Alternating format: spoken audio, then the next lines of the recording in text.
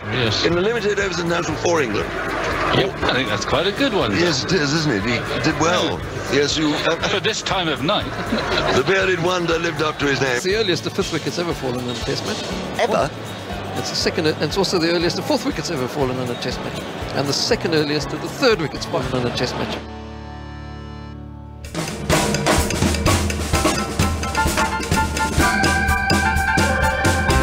My name is Jeff, and I've been listening to Test Match Special for over 40 years. TMS is unique in that it is a personal experience. You can be working, driving, be on holiday, or you could even be listening in bed in the middle of the night. But whatever you're doing, it makes you feel that you are with friends. Cricket lends itself to radio better than any other sport. The time between deliveries and overs makes it a necessity to fill in the gaps with chat and discussion. And this is where TMS has its charm. Its ability to paint a picture, have side chat, but also share a joke and have fun. Put together, this means that it makes you feel part of something quite personal. Thanks, TMS. Keep it up. So as the shadows stretch away, the tea is done, the urn is dry, the golden hour has passed today, and we are left to say goodbye to all of those that went before, the voices that rang loud and clear from all of us, and all the more the chain of hands that spanned the years, inhabiting the hearth and home, in company and those alone, an institution slowly grown, arboreal in deed and tone, that would be but an empty ship afloat upon a windless sea, without the sails to catch the wind, without the likes of you and me, without the listeners tuning in, the long and short, the thick, the thin. So let us give the joyful shout.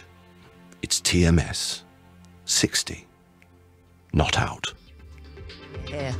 Very good afternoon to you. After one, hundreds of thousands of people are gathering for the second day of the Notting Hill Carnival. We'll be live in West London. And I wish I was there in West London at Carnival. If you've never been to Carnival, please go 1 year. And also, I'd just like to know if anyone who listens to 5 Live is on their way to Carnival. 85058. I would just be interested to know that. Lots of talk in TV Club today, because even though it's a bank holiday Monday for most of the country, not Scotland of course, we will still be carrying on with TV Club, talking about Victoria, and we'll be chatting some of the stars of Channel 4's Educating Manchester. Stay with us, we're live. First for news and more live Premier League football than anyone else. This is BBC 5 Live. And it's 1 o'clock on 5 Live. This is Afternoon Edition with Nahal Arthanaika and Sarah Brett. Our main news: thousands of soldiers are heading to Texas to deal with flooding caused by Tropical Storm Harvey. And in sport, England look to build a second innings lead over West Indies without captain Joe Root. This is BBC 5 Live. The news at 1. Officials in Washington say 450,000 people will be affected by Tropical Storm Harvey. 3,000 soldiers are being sent to Houston in Texas to help those affected by catastrophic flooding. These people live in the city. This is crazy. I've flooded a car before, but I've never seen anything this bad. It's insane. There's 2 cars down there. We don't know if people are trapped in the cars. It's insane. I drive this street every day, and it's kind of crazy. It looks like a river now. We need a canoe to get out there, but hopefully it resides soon. A lorry driver has been remanded in custody after appearing in court over a crash on the M1 on Saturday which killed 8 people. Rishad Masharak is accused of dangerous driving and being over the drink-drive limit. A second lorry driver is due in court next month. More events are taking place at the Notting Hill Carnival today to remember the victims of the Grenfell Tower fire. It's really sad walking past the Grenfell Tower. It sort of just dampens the whole atmosphere. You can't be happy again. But just looking at it is quite emotional and really sad. There'll be a minute's silence this afternoon and we'll be there shortly. Police investigating the murder of a toddler in Greater Manchester have arrested a 30-year-old woman. The boy's body was found at a house in Wythenshawe yesterday. A 31-year-old man has already been arrested. Prosecutors in Germany think a nurse who's serving a life sentence for killing 2 patients is linked to 84 other murders. Niles Hogel is suspected of injecting them with potentially lethal heart drugs so he could look like a hero for resuscitating them. A controversial self-styled guru has been jailed for 10 years in India for raping 2 women. There were large-scale riots when Gurmeet Ram Rahim Singh was convicted on Friday, and security services are on high alert for more trouble. Here's our correspondent Sanjoy Majumba. This sentence was pronounced in a special court inside the prison in which Gurmeet Ram Rahim Singh has been held since Friday. Simply because of the law and order situation that this presented, the authorities decided to fly the judge in by helicopter into the prisons. Formal Brexit talks resume in Brussels today. David Davis wants to broaden discussions to include trade, but the EU wants to focus on concerns around citizens' rights and the Irish border. And officials say a chemical cloud which forced beach closures across East Sussex yesterday is very likely to have come from northern France. Around 150 people were treated for stinging eyes, sore throats and sickness. Mark Sawyer is from Eastbourne RNLI. We could see it as a white mist and we could feel it, but you could see it went out to sea about half a mile, so we actually diverted outside of it and then run up inshore the other side of the pier. We could visibly see that people were moving away from the beaches and the beaches were clearing. One of our crew members, who's our lifeboat medical advisor, was on board with us, so we did take with us extra oxygen and the water with us to deal with the mass casualties. And Dalith's here with the sport. Delighted, I can see all over your face to be in here on a bank holiday. I wouldn't want to be anywhere else but in the studio with you and Nihal, Sarah. Love Afternoon that. to you. Straight to Headingley then, where England are looking to build on their narrow lead over the West Indies. Kevin Howells has the latest. There's a lead of 2 runs this morning after that first session. It's now 82 in front at 251 for 4. England's patience not quite enough to come out of that morning session totally unscathed. The captain Joe Root caught at gully on 72. Partnership of 118 with David Malan. Shannon Gabriel, the bowler, bowling an awful lot of pace here this morning. Malan, though, dropped a little later on 32, digging in against spin operating at both ends towards that interval as well. Malan has gone to lunch on 41, Stokes on 29, 251 for 4, a lead of 82. West Brom have rejected a second bid of £23 million from Leicester for defender Johnny Evans. The Northern Irishman has also been a target of Manchester City this summer. Johanna Konta takes on the world number 78, Alexandra Krunic, in the opening round of the US Open later. Fellow Brits Heather Watson, Kyle Edmund and Cameron Norrie are also in action. And Great Britain's Ashley Mackenzie has been knocked out in the first round of the World Judo Championships in Budapest. This is BBC 5 Live on digital, online, smartphone and tablet. Stella, thank you very much. The all-important weather for you today, warm and sunny. It's going to continue across much of England and Wales with temperatures in the high 20s, but more cloud further north and west in England and Wales, making the sunshine hazier and not quite as warm. Temperatures in the low 20s. Cloudier in Scotland and Northern Ireland with some rain, but brighter skies developing in the northeast. Tuesday's going to be dry for most of us, some sunny spells, but cooler. On the roads, there's slow traffic on the M4 eastbound in Berkshire because of an accident south of Maidenhead. That's between junctions 8 and 9 and 7. And one lane is closed on the M5 southbound in Somerset because of an accident between junction 23 for Bridgewater North and 24 for Bridgewater South. That is causing long delays. 5 Live Breakfast. On 5 Live Breakfast this morning, we heard how shady websites are encouraging children to gamble on some of the most popular video games. The main problem is that underage kids are basically taking their parents' credit cards and buying in-game currency. You just put in your credit card details, buy that in-game currency, and then it's just as easy as that. You can just use it to gamble on the website. You could gamble on real-life games. Gambling has only started to get popular a couple of years ago. They've sort of tried to crack down on it recently, but it still goes on. 5 Live Breakfast. Back tomorrow from 6. It's now, though, afternoon edition, and Sarah and I are here for your listening pleasure for the next 2 hours and 53 minutes. We are going to be bringing you, of course, TV Club. It is a Monday, so we're going to be talking about many things, including educating Greater Manchester. If you've seen the Essex version, the Yorkshire version, then this one is very, very good indeed, along the same lines, of course, but all children, individuals with different problems, different issues that they have to deal with.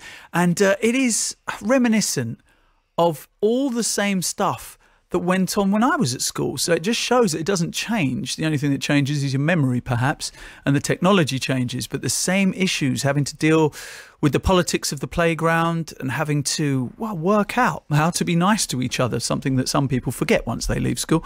But it is fascinating, and we're going to be speaking to the headmaster and 2 of the kids from the school in question, Educating Greater Manchester. That's coming up after 3 o'clock. Also, we are talking about how to avoid Game of Thrones spoilers. We're going to have to try and do that. Almost impossible. I should have watched it this morning. That's what you did last week, didn't you? That's exactly did what a I 9 o'clock. My wife and I got up and, because the kids are off at the moment, we just you go and fend for yourselves. Season finale. Sellotape the knife drawer in the kitchen, just said, you go and fend for yourselves and we'll get on with watching Game of Thrones, but we haven't done that yet. For a change, it'll be you lot not spoiling it for us, because neither of us have seen it, so don't text anything. Yes. Don't text anything. We're going to have a chat about it, obviously, during TV Club a little bit later on. And also a bit of a theme when we were all having a chat this morning was about wedding anniversaries, brilliant ones or ones that you've missed and you're in trouble for. Mrs. Naming Shawn. No names. Oh, well done. Mrs. Shawn. Mrs. Shawn. If she's listening. Shawn's our producer today. If she's listening, he's a lovely man. And he loves you. And he loves you dearly. He doesn't stop talking about you. And the fact that he forgot to take the day off today and left you with all the kids on your own on a bank holiday on your anniversary, please don't hold that against him forever, because at the heart of it, he is a kind, honest, decent man. And he's buying you a big present. So he's... Which at one point, he's going... I saw him looking on the Rolex website earlier on. Oh, you're just going to make it so much worse for him now. You had a lovely wedding anniversary at the weekend, Yes, I did. We celebrated our 12th wedding anniversary on Friday, and we decided to celebrate it not by going for a candlelit dinner, but going to, I guess, one of the biggest drum and bass house, just all bass music raves in the country, SW4 Festival on Saturday. I want to send a huge shout out to DJ Friction and Fabio and Groove Rider and Wilkinson and a load of different people that I saw there that day. It was an amazing, amazing festival, and it was just so much fun because the weather was so good. It was on Clapham Common in South London, and it was just a meeting of thousands and thousands of like-minded people, and music is very much something that runs through my veins, so it was great to be in the presence of thousands of people who feel similarly about music. The one thing I was thinking while I was there was, when I was younger and I used to go to festivals, you'd always try and play Spot the Undercover Police Officer, right? It's always a good game to play. But now that I'm in my 40s, I'm wondering how many people in their 20s were looking at me going, oh, I wonder if he's a Fed. I wonder if he's 5-0. I wonder if he's Popo over there in the corner with his assistant police officer with tattoos. My wife's got lots of tattoos, you see. So I was wondering maybe that's happening now. Maybe I've got to that age where 20-year-olds at festivals look at me like I'm an undercover police officer. So just to wind them up, look at them, talking to your lapel, look at them again, talking to your lapel. Yeah.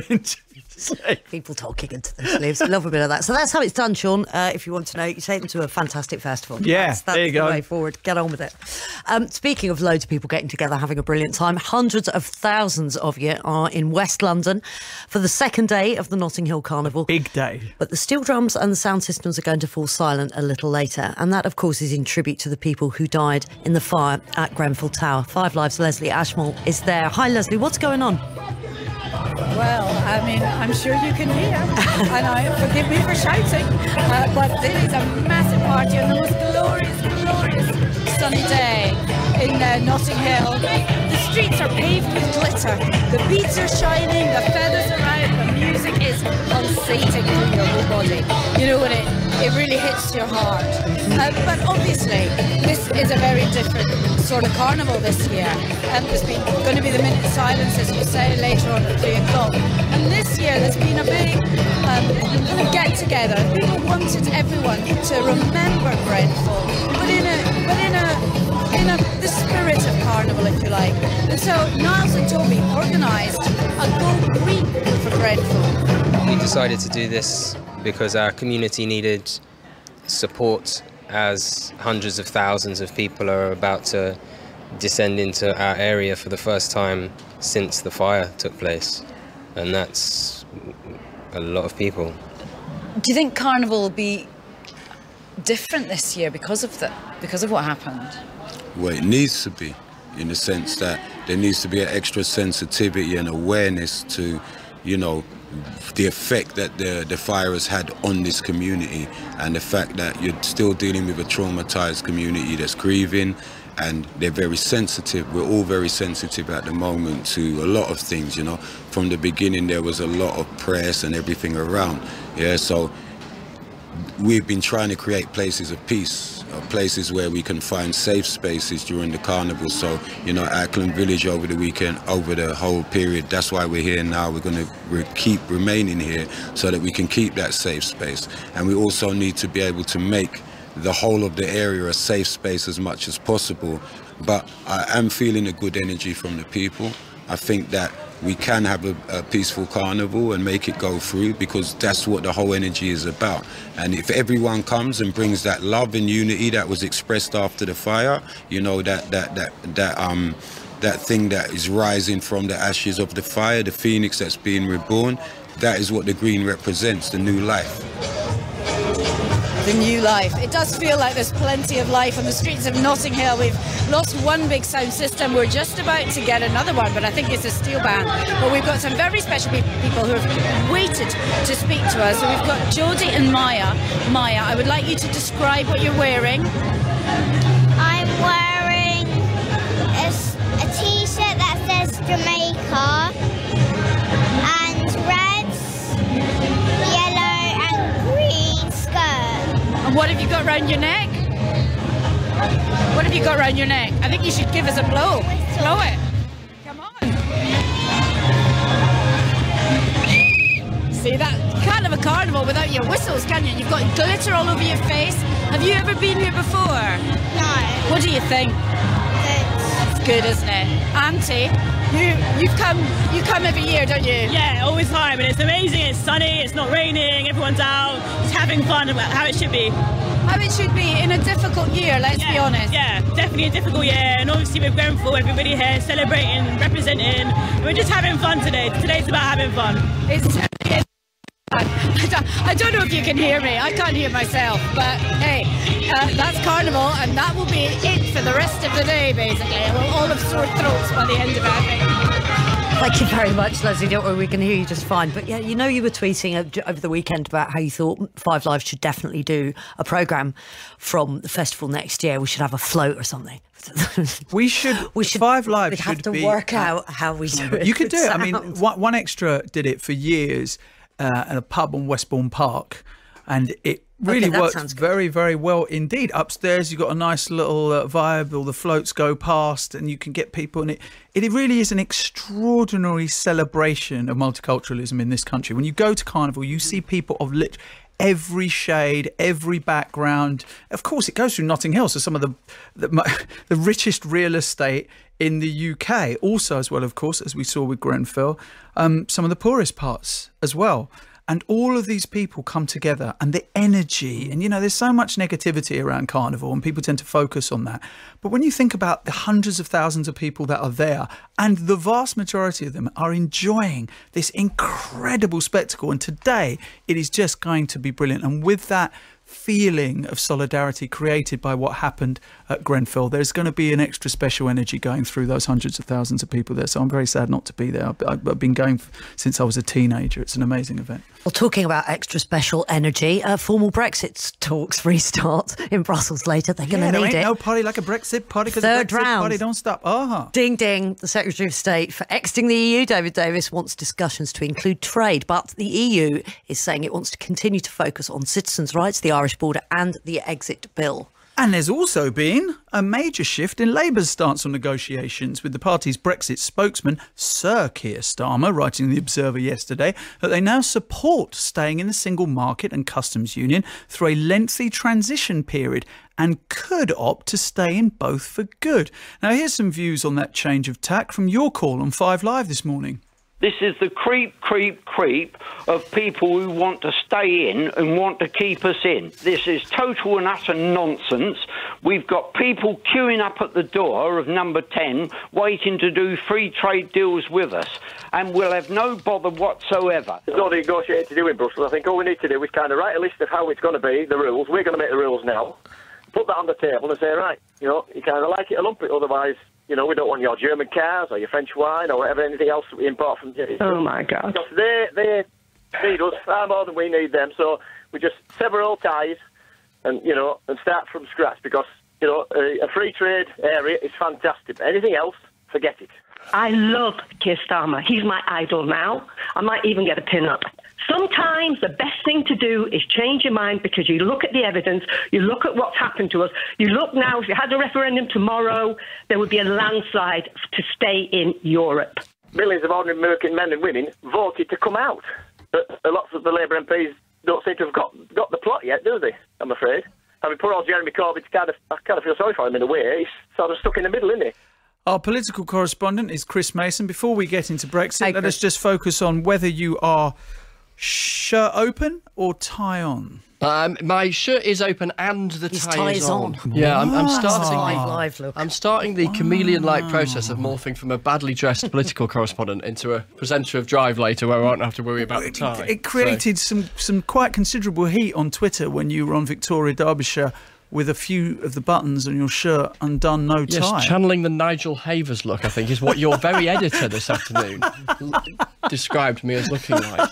I did notice shortly after that, and it's very rare that I set, to put it mildly, it's very rare that I set fashion trends, but shortly after that, John Bercow, no less, the Speaker of the House of Commons, allowed MPs to appear in the chamber without a tie. So, you know... Well, if you're influencing John Bercow, what more do you need out of your life, Chris? Let's get back to the other stuff. Oh, yes. But I did have to talk about that. Now, a big change in terms of the domestic political debate over Brexit. Now, can you explain to us Labour's new position and how it's changed, Chris? Yeah, it has changed, and that's why the volume of that little montage from your call earlier was even louder than the combination of Leslie Ashmell and the Notting Hill Carnival in your discussion before it, because it's a significant change, this, from Labour. What they have said, having said, quite frankly, over the last year, a whole host of things that occasionally contradicted themselves and sometimes even contradicted individual spokesmen and women within the party. They have said that after we leave the European Union, end of March 2019, they say that the UK should stay in the single market, and with that would mean still paying into the Brussels pot and still allowing free movement, and also staying in a customs union, which would mean that in the short term you couldn't strike out and do trade deals that the UK signs with India or with America or with whoever else. And then they say, after that transition period, which they say should be as short as possible but as long as necessary, or to put it into English, they don't know how long it will last, they entertain the idea that the UK might still be in some sort of single market arrangement or customs union, but only if it can get some sort of deal on immigration. Well, David Cameron tried that to try and square the whole thing of doing something about immigration while staying in the single market, and Brussels said, on your bike, you take both or neither. But who knows politically where we might be in a few years' time. So that's Labour offering a definitive view on the short-term thing as far as Brexit is concerned. They're a bit more sketchy on the long-term thing. Is this a case of Sir Keir Starmer's tail wagging Jeremy Corbyn's dog, as it were? Is this coming from him? Because the reputation that Jeremy Corbyn has had, or certainly the rumour mill, suggests that he isn't exactly the most pro-European. He isn't. I mean, you only have to look at Jeremy Corbyn's track record. Been in Parliament since 1983. He has against the common market. Yeah, exactly. He has been consistently Eurosceptic, and plenty of his critics, including pretty noisy critics within his own party, said that he was, how shall I put this delicately, half-bottomed during the referendum campaign. He didn't really put much effort in on the Remain side. He stood in front of Remain posters and all the rest of it was seen to be a little bit unenthused by the whole thing. I understand yesterday Jeremy Corbyn wasn't throwing himself in front of the TV cameras to endorse Sir Keir Starmer's position, although he did appear in front of them eventually. The tricky thing for Labour with all of this, Nihal, is, and it's, to an extent it's tricky for the Conservatives as well, but for Labour, they've got an instinctively Eurosceptic leader leading a bunch of MPs who are instinctively pro-European, but many of those pro-European MPs represent constituencies that voted for out. And meanwhile, you've got Jeremy Corbyn turning up at Glastonbury and the Edinburgh Fringe, where probably, on balance, a decent proportion of the audience voted Remain, and yet he's instinctively a sceptic. So how on earth do you try and triangulate all of that? And I suppose what they're trying to do is say, well, we'll leave, but we'll stay quite closely in the short term, and in the long term, who knows what we'll do. That's their attempt to do that. And what it'll certainly do, I think, is put some heat on Theresa May. Well, that's what I was going to ask you. Will this put pressure on her to give more detail about their negotiating position? Yeah, I think it will, and it could. Coulds my favourite word as a political correspondent at the moment because it sort of sounds vaguely definitive, much but safer. it isn't. Yeah, exactly. Could. Chris Could Mason for the next 2 years.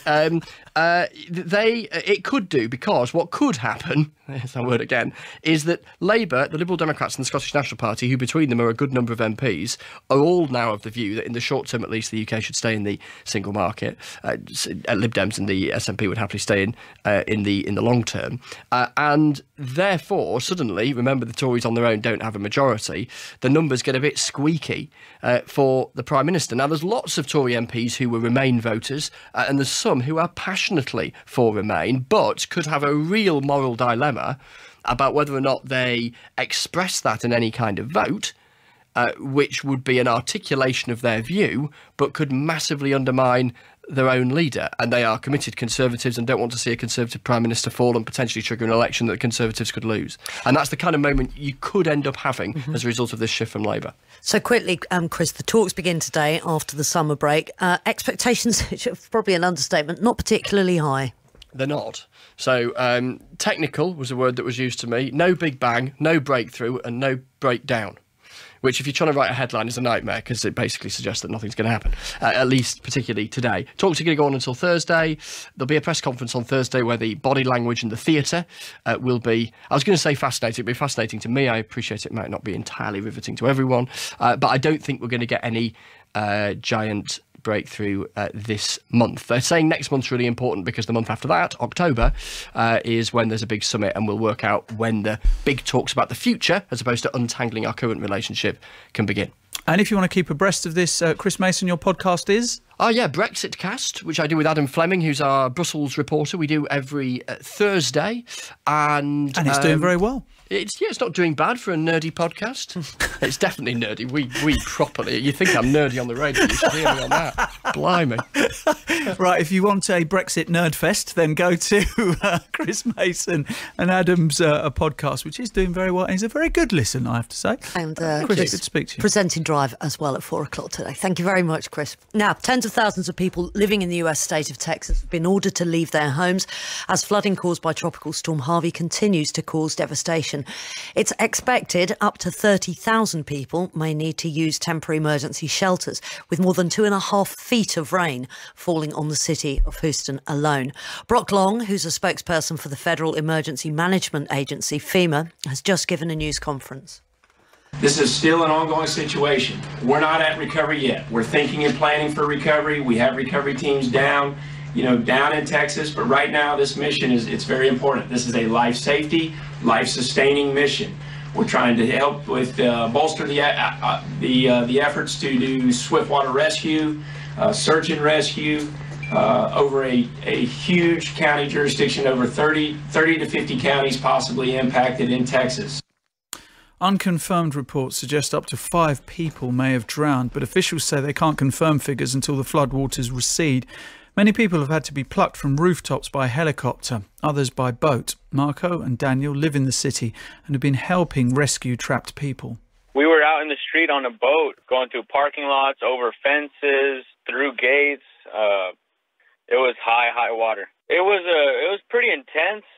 I was with a guy. I was filling up my truck with some diesel at a gas station, and met a firefighter who was from an hour away, who had just came by himself with his little boat, and he was just going to do rescues by himself, and we decided to join him and help him out. We had rescue a pregnant lady who was about 8 months pregnant. She was pretty stressed out and fatigued. We also rescued 2 older people who were diabetic, and at this point what we try to do is get them to higher grounds where vehicles can come in and out so that they can plan what they're going to do a little better. It's a lot better to plan from higher ground than it is from the second floor of a motel. Well, John Labus is with us now, who's from Houston radio station KTRH. Thank you very much for joining us, John. Oh, my pleasure. I'm sure in your career you've never seen anything like this as a journalist, had to work on anything quite like this. What's the latest that you can tell us? Well, the truth is that I don't think that anybody has ever seen anything like this. Our National Weather Service is talking about the fact that this is the largest flood in U.S. history.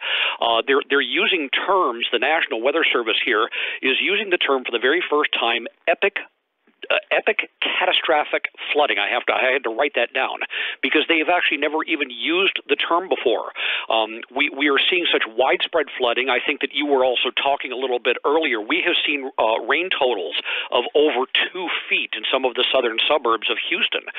There's only so much water that any place on the planet can take. We're facing right now some of the reservoirs. They're having to do controlled releases of waters into already overstressed bayous and creeks, simply in order to keep it from being an uncontrolled spill over the banks of the reservoirs. And there's more rain to come, John. Yes, the really frightening part, and I'm speaking optimistically, unfortunately, is that we're thinking we may only be halfway through this. John, President Trump is expected there, isn't he, tomorrow? Correct. What difference do you think that will make? I mean, and he needs to be there on the ground, unlike, of course, George W. Bush and Katrina, where he just flew over. Yeah, it's hard to say because I mean part of what he is doing is what we would call here showing the flag.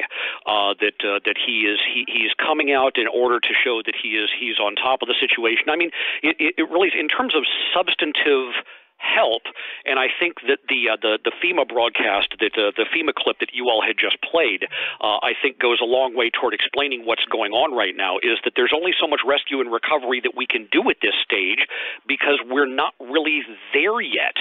And so in terms of something that he can actually substantively do, there really isn't much to do at this stage while we continue to just wait out the remainder of this storm before we can start thinking about recovery. And John, what about the rural areas and the areas where there are poorer people? Are they being reached? We're doing, and it sounds like such a horrible cliche to say because I mean we're doing the best that we can. I mean, how do you prepare for something that has never been seen before in history? There was a forecast, though, wasn't there, of very high rainfall, the result of the hurricane. I mean, obviously not as severe as that. But are you somebody that feels, John, and the people that you've been speaking to, do they feel that there should have been a mandatory evacuation? Because there seems to have been mixed messages from the authorities. To a certain degree, yes, and there will be time for recriminations in the coming days. I think that one of the things that we have to do here in Houston is that we have to harken back to 2005 because what we had then, we had Hurricane Rita, where we actually had a massive evacuation problem. There were over 5 million people who live here in the greater Houston area. Everybody hit the road all at once back in 2005. It created massive traffic jams that we actually had more fatalities from traffic-related incidents than we had from the storm itself 12 years ago. And I think that because we still have that relatively fresh in our memories, we have to be a little bit careful before we tell 5 million people, you need to get out of town. Not to mention that with the sheer size of this storm, where are they supposed to go? The other thing in the FEMA press conference was talking about how long this is going to take to recede. So, as we've discussed, there's going to be more rain. You said we may only be halfway through this, but then the floodwaters themselves are predicted to take a very long time to recede. I have heard unconfirmed reports that it may take weeks before we can actually see the receding of the floodwaters here. Speaking personally, I found out from my wife last night. She evacuated just before dusk last night, and I found out that we're going to be losing our house this afternoon to the cresting Brazos River. I look at the forecasts because obviously I have a personal stake in that particular river. And the crest is supposed to remain at crest level into the weekend. John, and so, I mean, how long does it take for a river that is hitting, it's actually exceeding. Last year, we hit an all-time record on the Brazos River. It crested at 54 feet in my area. It's going to exceed that all-time record by an additional 5 feet. How are you feeling about the prospect of losing your house? It seems like a redundant question, really, but you must be pretty upset. Well, I mean, I am upset because, I mean, for as many hurricanes as I have worked in my 21-year career as a journalist, it has never been this is the first time it's personal. And so sometimes, I mean, you try to do the best that you can to wear that hat of objectivity, but whenever you're finding out that your home is going to, I'm going to return home and it's going to be lost, at the same time, I think it gives you a little perspective, though. My family is safe. and that is what is most important to me. They are safely ensconced in a hotel. We may be inconvenienced for a few days or a few weeks, but they are safe, and they are what is most important. The fact is the possessions can all be replaced. John, just tell me, lastly, how the people of Texas have been coming together to help each other, because in times like this, you do see the best in people, don't you? You do, and I mean, for as much as we talk about the political divisions, because of course I work at a news talk station here, and so we hear about the political divisions on an almost hour-by-hour basis. This is the type of circumstance, though, that really makes people remember what is important. We have a group that has come over from neighboring Louisiana, known as the Cajun Navy. It is a completely grassroots, citizens-oriented group that does much like, and again, hearkening back to the sound bites that you were just playing, the neighbors who have the shallow bottom boats, who are going out and committing themselves to rescuing their neighbors and friends. You really do. You see the true heart of humanity. I mean, it really does something to restore your faith in humanity to see the way that people are helping one another out. Well, John, we wish you all the very best, and thank you very much for talking to us today. Very kind of you. Thank you very much. Thanks so much. That's John Labus there from Houston radio station KTRH. Imagine going into work and knowing that when you get home, there is no home anymore. It's all gone. Fair play to John. It's just gone, actually. 1:30. More live Premier League football than anyone else. This is BBC 5 Live. The main headlines. Washington officials say 450,000 people are likely to be affected by Tropical Storm Harvey.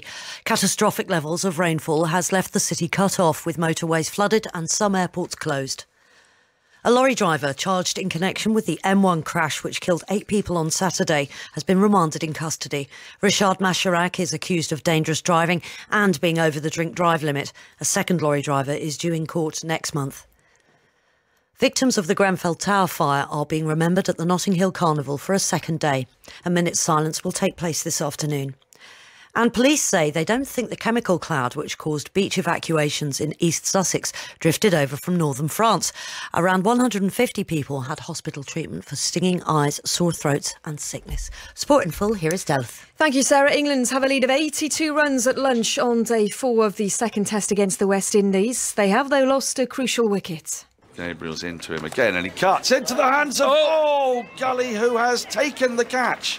I thought he'd dropped it, he juggled it, but Root has gone, and he gazes up into the sky. That is a massive moment in this match. Well, England will have to continue to build their lead without captain Joe Root. Kevin Howells is there. And before you tell us about the scores in the Specsavers County Championship, Kevin, how happy will England be about this morning's session? Well, it's interesting. I mean, it's a compelling test match, and let's get that right. I mean, it's absolutely brilliant. I think England will be relieved, really, to have lost only 1 wicket, but equally the West Indies will be delighted. It was the fact it was Joe Root. Shannon Gabriel bowling very quickly here this morning, and he cramped Root for space there and caught a second chance for Gully, but a good catch all the same. But David Malan, now Malan has been a little fortunate, but he's still there. He's on 41, Stokes on 29, but this has been a test match of drop catches as well. 5 have been put down by the West Indies. England have been guilty of it as well, but Malan on 32 should have been caught, well, technically should have been caught by the keeper. He came straight across the face of the man at first slip, so it was first slip who put it down. But again, a little bit of fortune there for England, but they're battling, and that lead of 82 is an interesting lead and another fascinating afternoon to come. But away from Leeds, 5 rounds remain in the Specsavers County Championship. Essex lead the title race,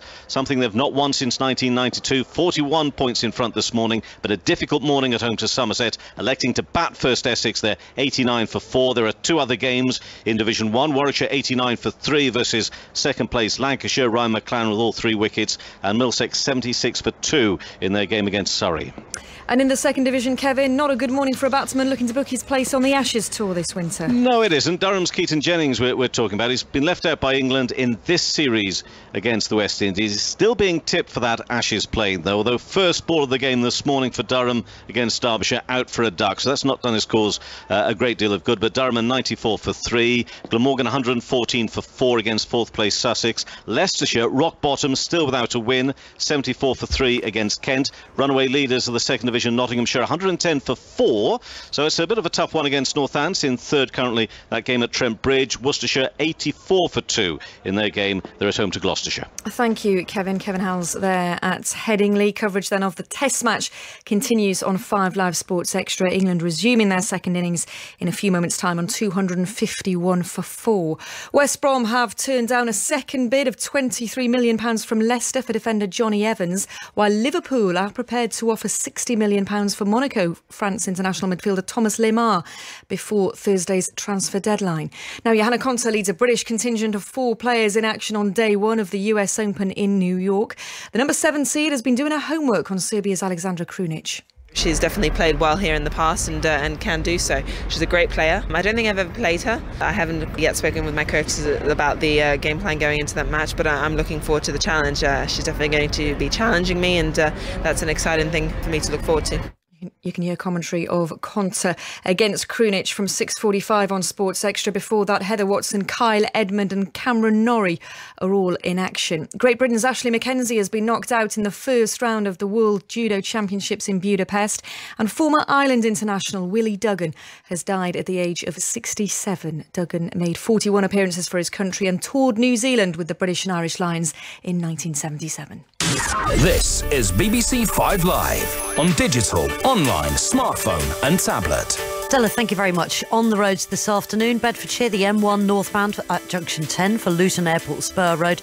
There's been an accident there and there's slow traffic still. Berkshire, M4 eastbound between junction 8 and 9 for Maidenhead and junction 7. There's been an accident there, now on the hard shoulder, slow traffic. And Swansea, the M4 westbound between junctions 44 and 45. An accident there has caused one lane to be blocked and there's heavy traffic.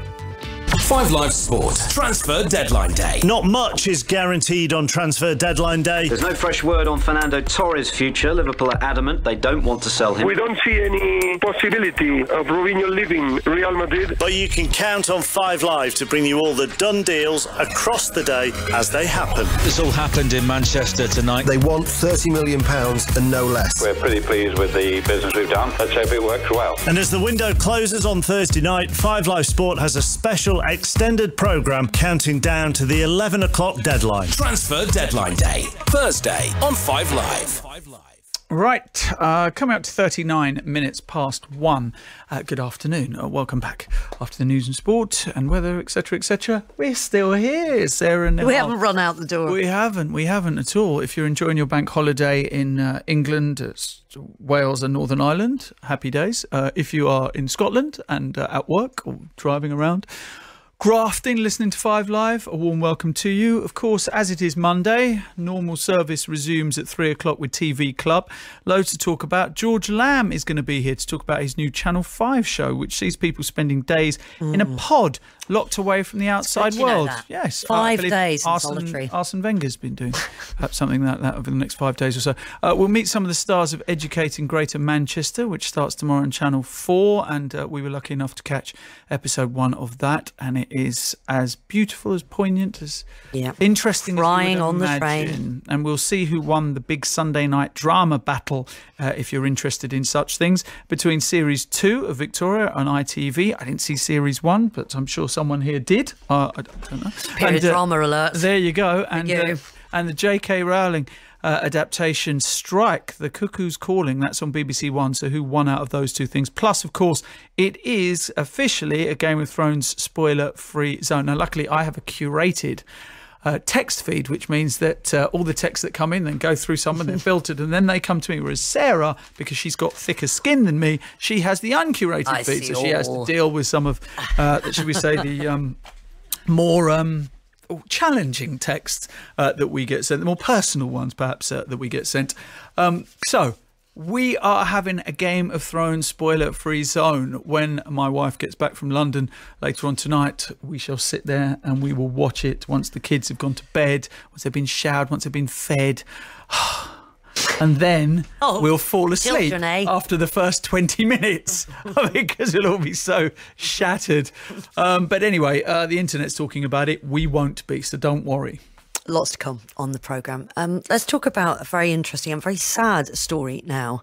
A charity which helps to tackle loneliness has told us that it's actually experiencing more calls this summer than ever before. Silverline, which offers a 24-hour helpline for lonely people, says it's dealt with more than 90,000 calls in July and August, more than in previous years. They also say that, perhaps contrary to expectations, they get more calls in the summer than at any other time of the year. So why is summer a lonely time for so many of us? We'd love to hear from you if it's something that you've gone through or are going through. 85058 if you want to drop us a text, or you can give us a ring as well, 08085 909 693. Wouldn't be the first time, of course, that people have got in contact with us to say that it's the radio that is their quite often connection, sole piece of company. Maureen Breby has been a Silverline user for 18 months and has half-hour phone call with volunteer friend Liz every week. And Sophie Andrews is Silverline's chief executive. Good afternoon to both of you. Good afternoon. Hi. Sophie, why do you think it is that summertime you see an increase in the people who are going through loneliness? Well, we've called it no holiday from loneliness, because actually during the summer period, many people who have family, the family go away. The older person quite often doesn't get that weekly phone call, the weekly visit. And even in the local community, everyone would appear to be on holiday. The local postman, the local bus driver, that maybe even the carer will change. So for people that are maybe trapped in their own home or have, very little contact with people, it's really crucial that the consistency is there, and if everyone appears to be away, including the family, it can make it a really lonely time. Maureen, good afternoon. Welcome to 5 Live. Can you describe how you were feeling before you picked up the phone to Silverline? Yeah, there was bouts, when you get very lonely because you are on your own. And when you're older, you haven't got the mobility that you used to have. And a lot of friends, have passed on, and it can be a very lonely time. But when I got in touch with Silverline, it's made such a difference to my life. What do you talk about when you have your half-hour chat with Liz, Maureen? Oh, Liz, she's lovely. Yeah, have a half-hour chat, and that is the weekly one. And we talk about anything at all. Sophie, I think it certainly surprised me, I'm ashamed to say, that I hadn't really thought about this before. And the idea that, the regular postie wouldn't be there, would be on a holiday, and everybody's doing things. And I guess it's like Christmas, isn't it? Everything is a reminder that you don't have people around you. I think so. Yes, as you say, people think back to maybe happier times with family around them. Bank holiday, we're expecting a lot of calls today, because actually, if you feel quite lonely and isolated, a Sunday can be quite a long day. I know shops are open now, but Sunday traditionally is a quieter day, and perhaps you remember the times when you had family, roast dinners and people around you. If you've got a bank holiday weekend, it can be like having 2 Sundays on the trot, so a really long weekend. For most of us, we very much enjoy that because we're not going to work, but actually it's three days that are quieter than normal, the Saturday, Sunday and the bank holiday. So we've always found bank holiday Mondays really busy times, Christmas and in the summer. Maureen, do you feel like that about weekends, bank holidays or the summertime in particular? Oh yeah, definitely, because like Sophie says, people go away and you don't see people. It can be a very lonely time. You find it more difficult to get out and everything like that. Your friends are away, you lose contact with them. It can be a very, very lonely time, definitely. Also, the bus services are probably on a reduced service, aren't they, over weekends as well? So even if you wanted to pop out just to have that contact, just going on a circular bus trip, if you're in a rural area, you could effectively be cut off. And Sophie, does loneliness affect lots of different age demographics? Perhaps the stereotype is that it affects the elderly more, but are you hearing from more and more younger people who are feeling lonely? Well, we were set up predominantly to support older people, but you're right.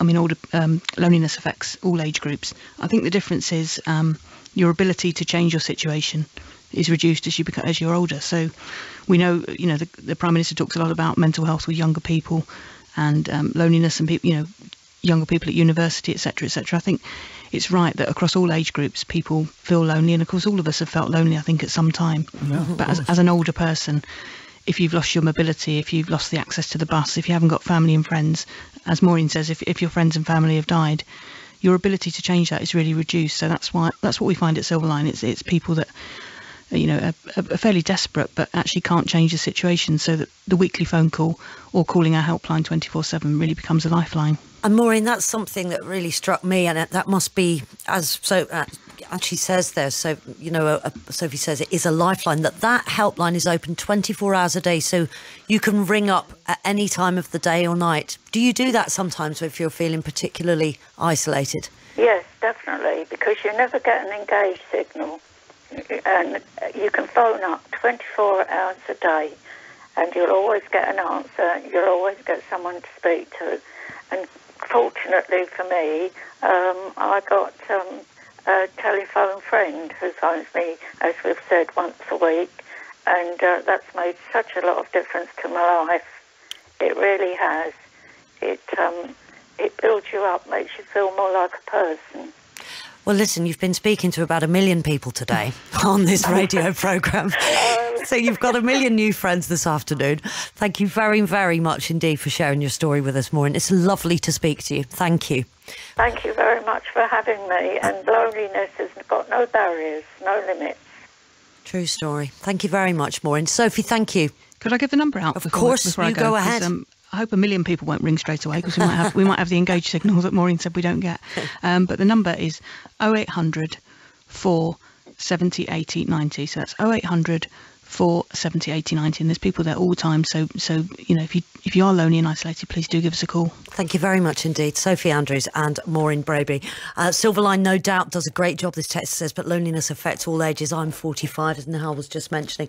Another one there from James in Dalston says, I'm widowed. I'm a season ticket holder at Ipswich Town. I found that the rhythm of going every 2 weeks and meeting the same people has been a great help in my life. I found a lady who has said the same about rugby. The summer has different sports. Good idea. James, thank you very much. And on social media, it is the Silverline UK, if you want to follow them on Twitter. Now, it's day 4 of the second test between England and the West Indies at Headingley. Kevin Howells is watching England, trying to build a lead. Kevin, how's it going? Afternoon, both. Well, I tell you what, it's been terrific cricket.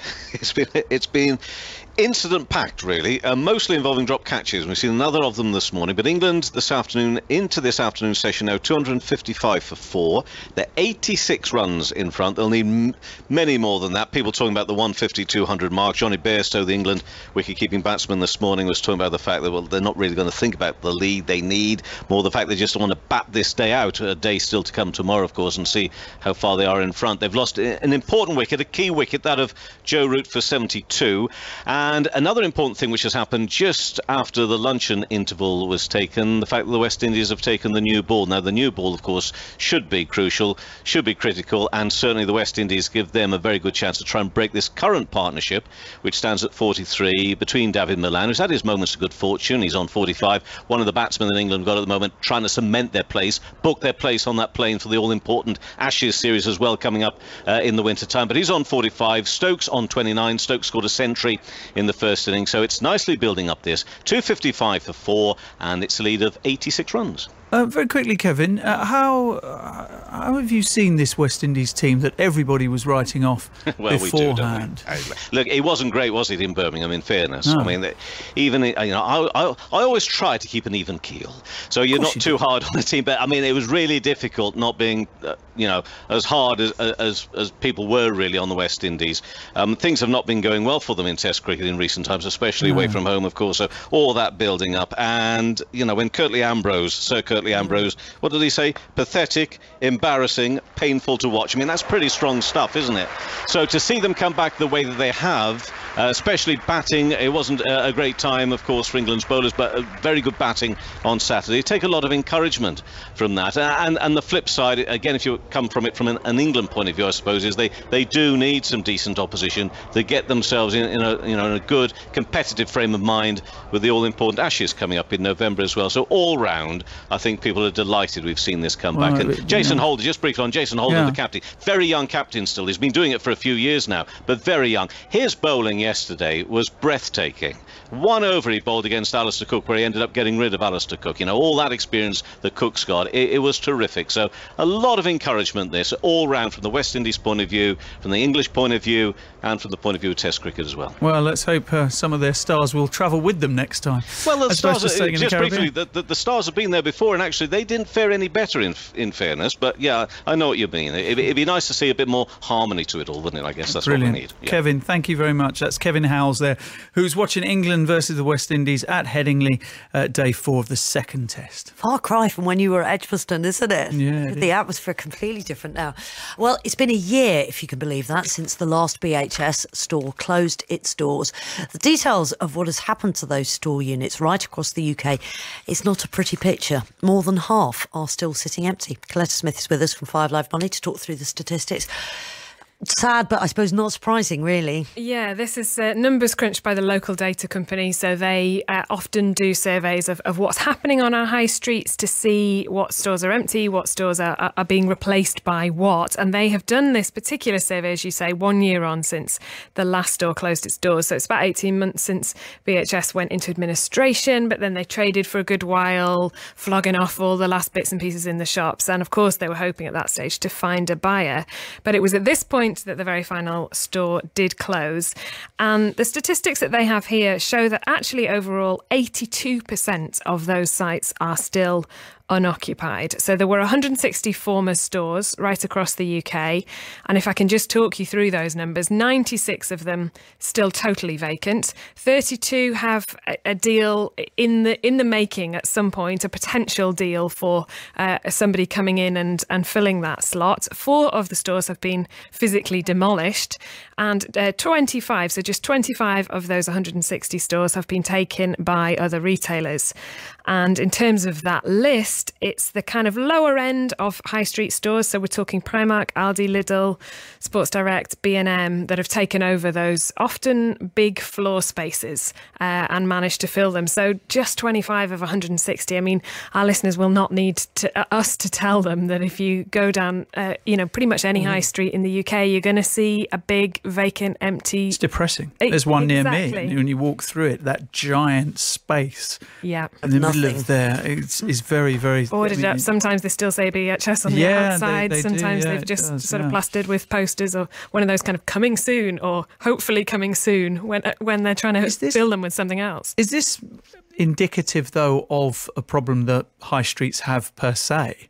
Especially with the kind of out-of-town, big, large Tesco's and Sainsbury's drawing people out of town centres. Exactly. So we know that has been going on for a long time. Landlords, shopping centres in smaller towns and cities in particular have been struggling with this one for a good long while. So we wouldn't expect 160 stores to have been snapped up, immediately. Not that square footage. Exactly.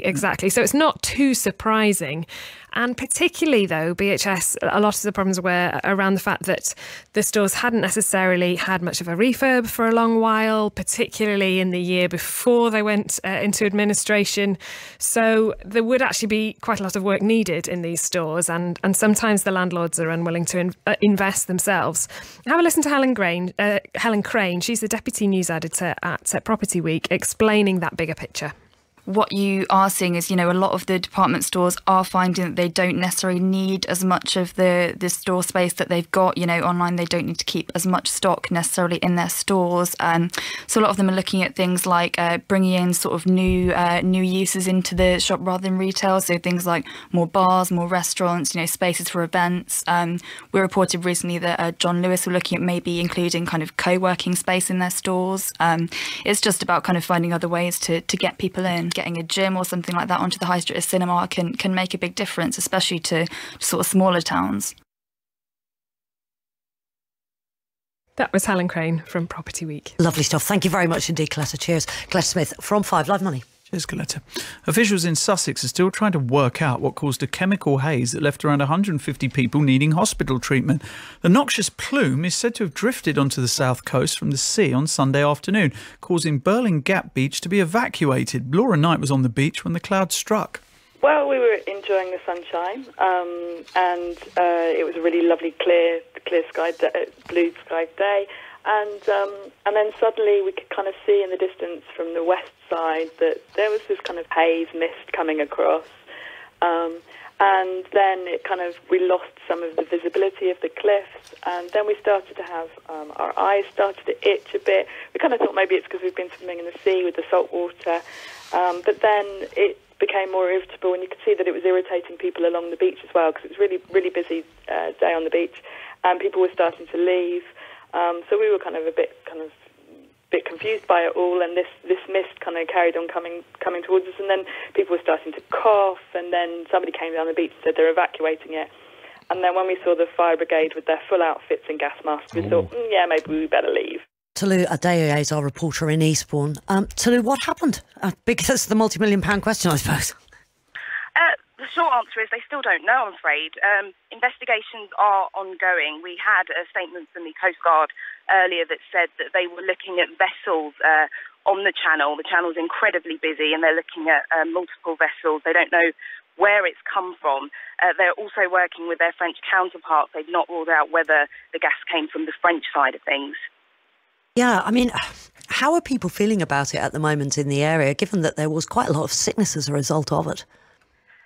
The beach is very busy today. People seem to be quite relaxed. Yesterday the police said this was likely to be a one-off incident, and people have obviously heeded that. The beach is quite busy. I spoke to the Coast Guard manager's wife earlier, and she did describe sort of scenes of panic yesterday, but she said that people soon calmed down when they got the advice to, wash out your eyes, wash out areas that you're concerned about. And people here are enjoying the sunshine and enjoying the beach. Isn't that interesting? Because yesterday it was really quite a scare, because people were in quite a lot of pain and people were very ill. It's been quite sick. I mean, have there been any announcements by the authorities, any police announcements or county council announcements, anything like that? Well, we know that around 150 people were treated at Eastbourne District General Hospital. Hundreds more were reporting suffering breathing difficulties, stinging eyes, vomiting. The Public Health England has said that if anyone's concerned, they should, as I said, wash out their eyes, any areas that are irritated. Those who still feel unwell should contact 111, and if they're still suffering, they can continue going to A&E as a last resort. But really what I'm hearing here from people is that a lot of those symptoms have gone, and people just want to know where this gas came from. It does sound quite surprising that people have gone back there today, Tolu. Yeah, I think it's a lovely day. It's one of the weather days trumps of the year. everything else. Quite, but I mean, 24 hours after something like that happened, you'd think perhaps you'd find another stretch of beach. It seems people aren't put off that easily, and as I say, it's a lovely day here, and I think they've just listened to that advice that it was likely to have been a one-off, and there's no sign of the mist now. The police confirmed this morning that had now cleared. People have been told they can close their open their windows again, open the doors again. The previous advice was them to keep them closed. So I think people feel that the danger has passed, and they're just looking forward to finding out what caused it. Yeah, well, that's the most disconcerting thing about it, isn't it? That just don't really know where it came from. No, I mean, they don't know what the gas was. They don't know where the source of the gas was. But agencies haven't ruled out whether it was onshore or offshore. And as I say, the Maritime and Coast Guard Agency are looking into vessels on the channel just to establish if it's come from any ships or containers. And that's what's caused it to blow in to stop anything further like this happening. There was actually an incident when there was an industrial place in France where gases blew in from, but the police have said that is unlikely to have been the cause on this occasion because of the course of the weather. OK, well, thank you very much indeed. That's Tolu Adeoye in Eastbourne. Coming up on the programme, what do you do about antisocial behaviour on your street? We'd really love to hear from you on this, 85058. We'll hear what it's like to be threatened with violence by children. Plus, the woman who'd had enough of dresses that didn't fit, so she decided to do something about it. And after 3, we're talking TV. The stars of Educating Greater Manchester will be here.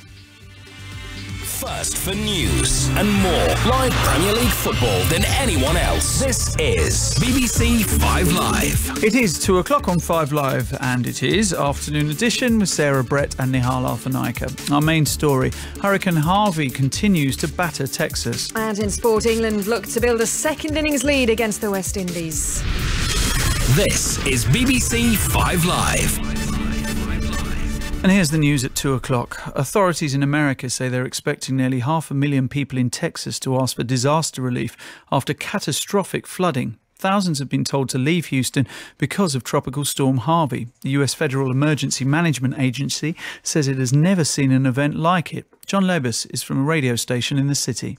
Our National Weather Service is talking about the fact that this is the largest flood in U.S. history. The National Weather Service here is using the term for the very first time, epic catastrophic flooding. I had to write that down because they have actually never even used the term before. A lorry driver charged over a crash on the M1 which killed 8 people has been remanded in custody. 31-year-old Richard Machirac is charged with causing death by dangerous driving and causing serious injury. A second lorry driver charged over the crash will appear in court next month.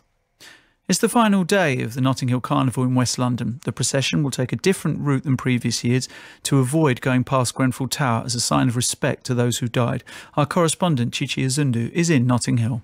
Yesterday, Carnival started off with a ceremony with a multi-faith prayer and some white doves were released. They also have been encouraging a lot of people who are attending Carnival over the next 2 days to wear green as a mark of respect because it is so prominent in this area. It's only half a mile away. A minute's silence will be held this afternoon. German prosecutors say a nurse serving a life sentence for murdering 2 patients may have killed dozens more. Investigators are looking at the cases of more than 80 patients who died in clinics where 40-year-old Nils Horgal worked. A self-styled spiritual leader in India has been jailed for 10 years for the rape of 2 women followers. 38 people were killed in protests after Gurmeet Ram Rahim Singh was convicted. Formal Brexit talks continue in Brussels today. They'll go on through the week, but our political correspondent, Chris Mason, doesn't think much will come from them. Talks are going to go on until Thursday, but I don't think we're going to get any giant breakthrough this month. They're saying next month's really important because the month after that, October, is when there's a big summit and we'll work out when the big talks about the future, as opposed to untangling our current relationship, can begin. Police in East Sussex trying to determine where a suspected chemical mist came from, so they don't think it was northern France. Around 150 people were treated in hospital after beaches between Eastbourne and Berlin Gap were evacuated. They're back open today. Research shows more than half of BHS stores are still empty a year after the last branches closed. The local data company says 96 out of 159 shops are still unoccupied. One of the empty properties is in Stockport. The council's leader is Alex Ganatis. What makes it a real shame is that this is actually a successful shopping centre. About 95% of units here are let, footfall's very high, and we feel that there is a lot of potential interest in this building. So I think there's an incredible opportunity here. I genuinely believe it can be relatively easy let. Hello, Delith. Bring us sport. Well, only one place to start. The cricket, Nihal. England looking to build a decent second innings lead against the West Indies at Headingley. Kevin Howells is watching. Time to put a flake in it. 99 runs they are in front. 268 for 4. Milan on 49. Stokes on 38. This partnership is worth 56 runs following the loss of Joe Root's wicket this morning. The second new ball has been taken, but England continuing to build this lead. And Milan's looking a little bit more confident as he goes along as well. So too Stokes. Of course, Stokes getting a century first time round anyway. 268 for 4 England. That's 99 runs in front. Let's hope the flake and England don't crumble. Barcelona have completed the signing of Borussia Dortmund forward Ousmane Dembele for a fee potentially rising to £135.5 million. He becomes the world's second most expensive player after Neymar. West Brom have turned down a second bid of £23 million from Leicester for defender Johnny Evans, while Liverpool are prepared to offer £60 million for Monaco midfielder Thomas Lemar before Thursday's transfer deadline. No bid, though, as of yet. And Heather Watson says she's feeling super fit ahead of her first-round match against Alizé Cornet at the US Open. Watson, who's never gone beyond the opening round at Flushing Meadows, is one of 4 Brits in action today. This is BBC 5 Live on digital, online, smartphone and tablet. Delith, thank you. The weather, it is warm and sunny and it's going to continue across much of England and Wales with temperatures in the high 20s, but more cloud further north. I can see it. And western England and Wales making the sunshine hazier and not quite as warm with temperatures in the low 20s. I wore shorts today, but I saw a guy leaving BBC here in Salford in a puffer jacket. Now, my man has got some kind of Ranulph Fiennes gene thing going on if he thinks this is puffer jacket weather. Only shoplifters are wearing puffer jackets in this weather. Cloudier in Scotland and Northern Ireland with some rain, but some brighter skies developing in the northeast. Tuesday will be dry for most with some sunny spells, but cooler.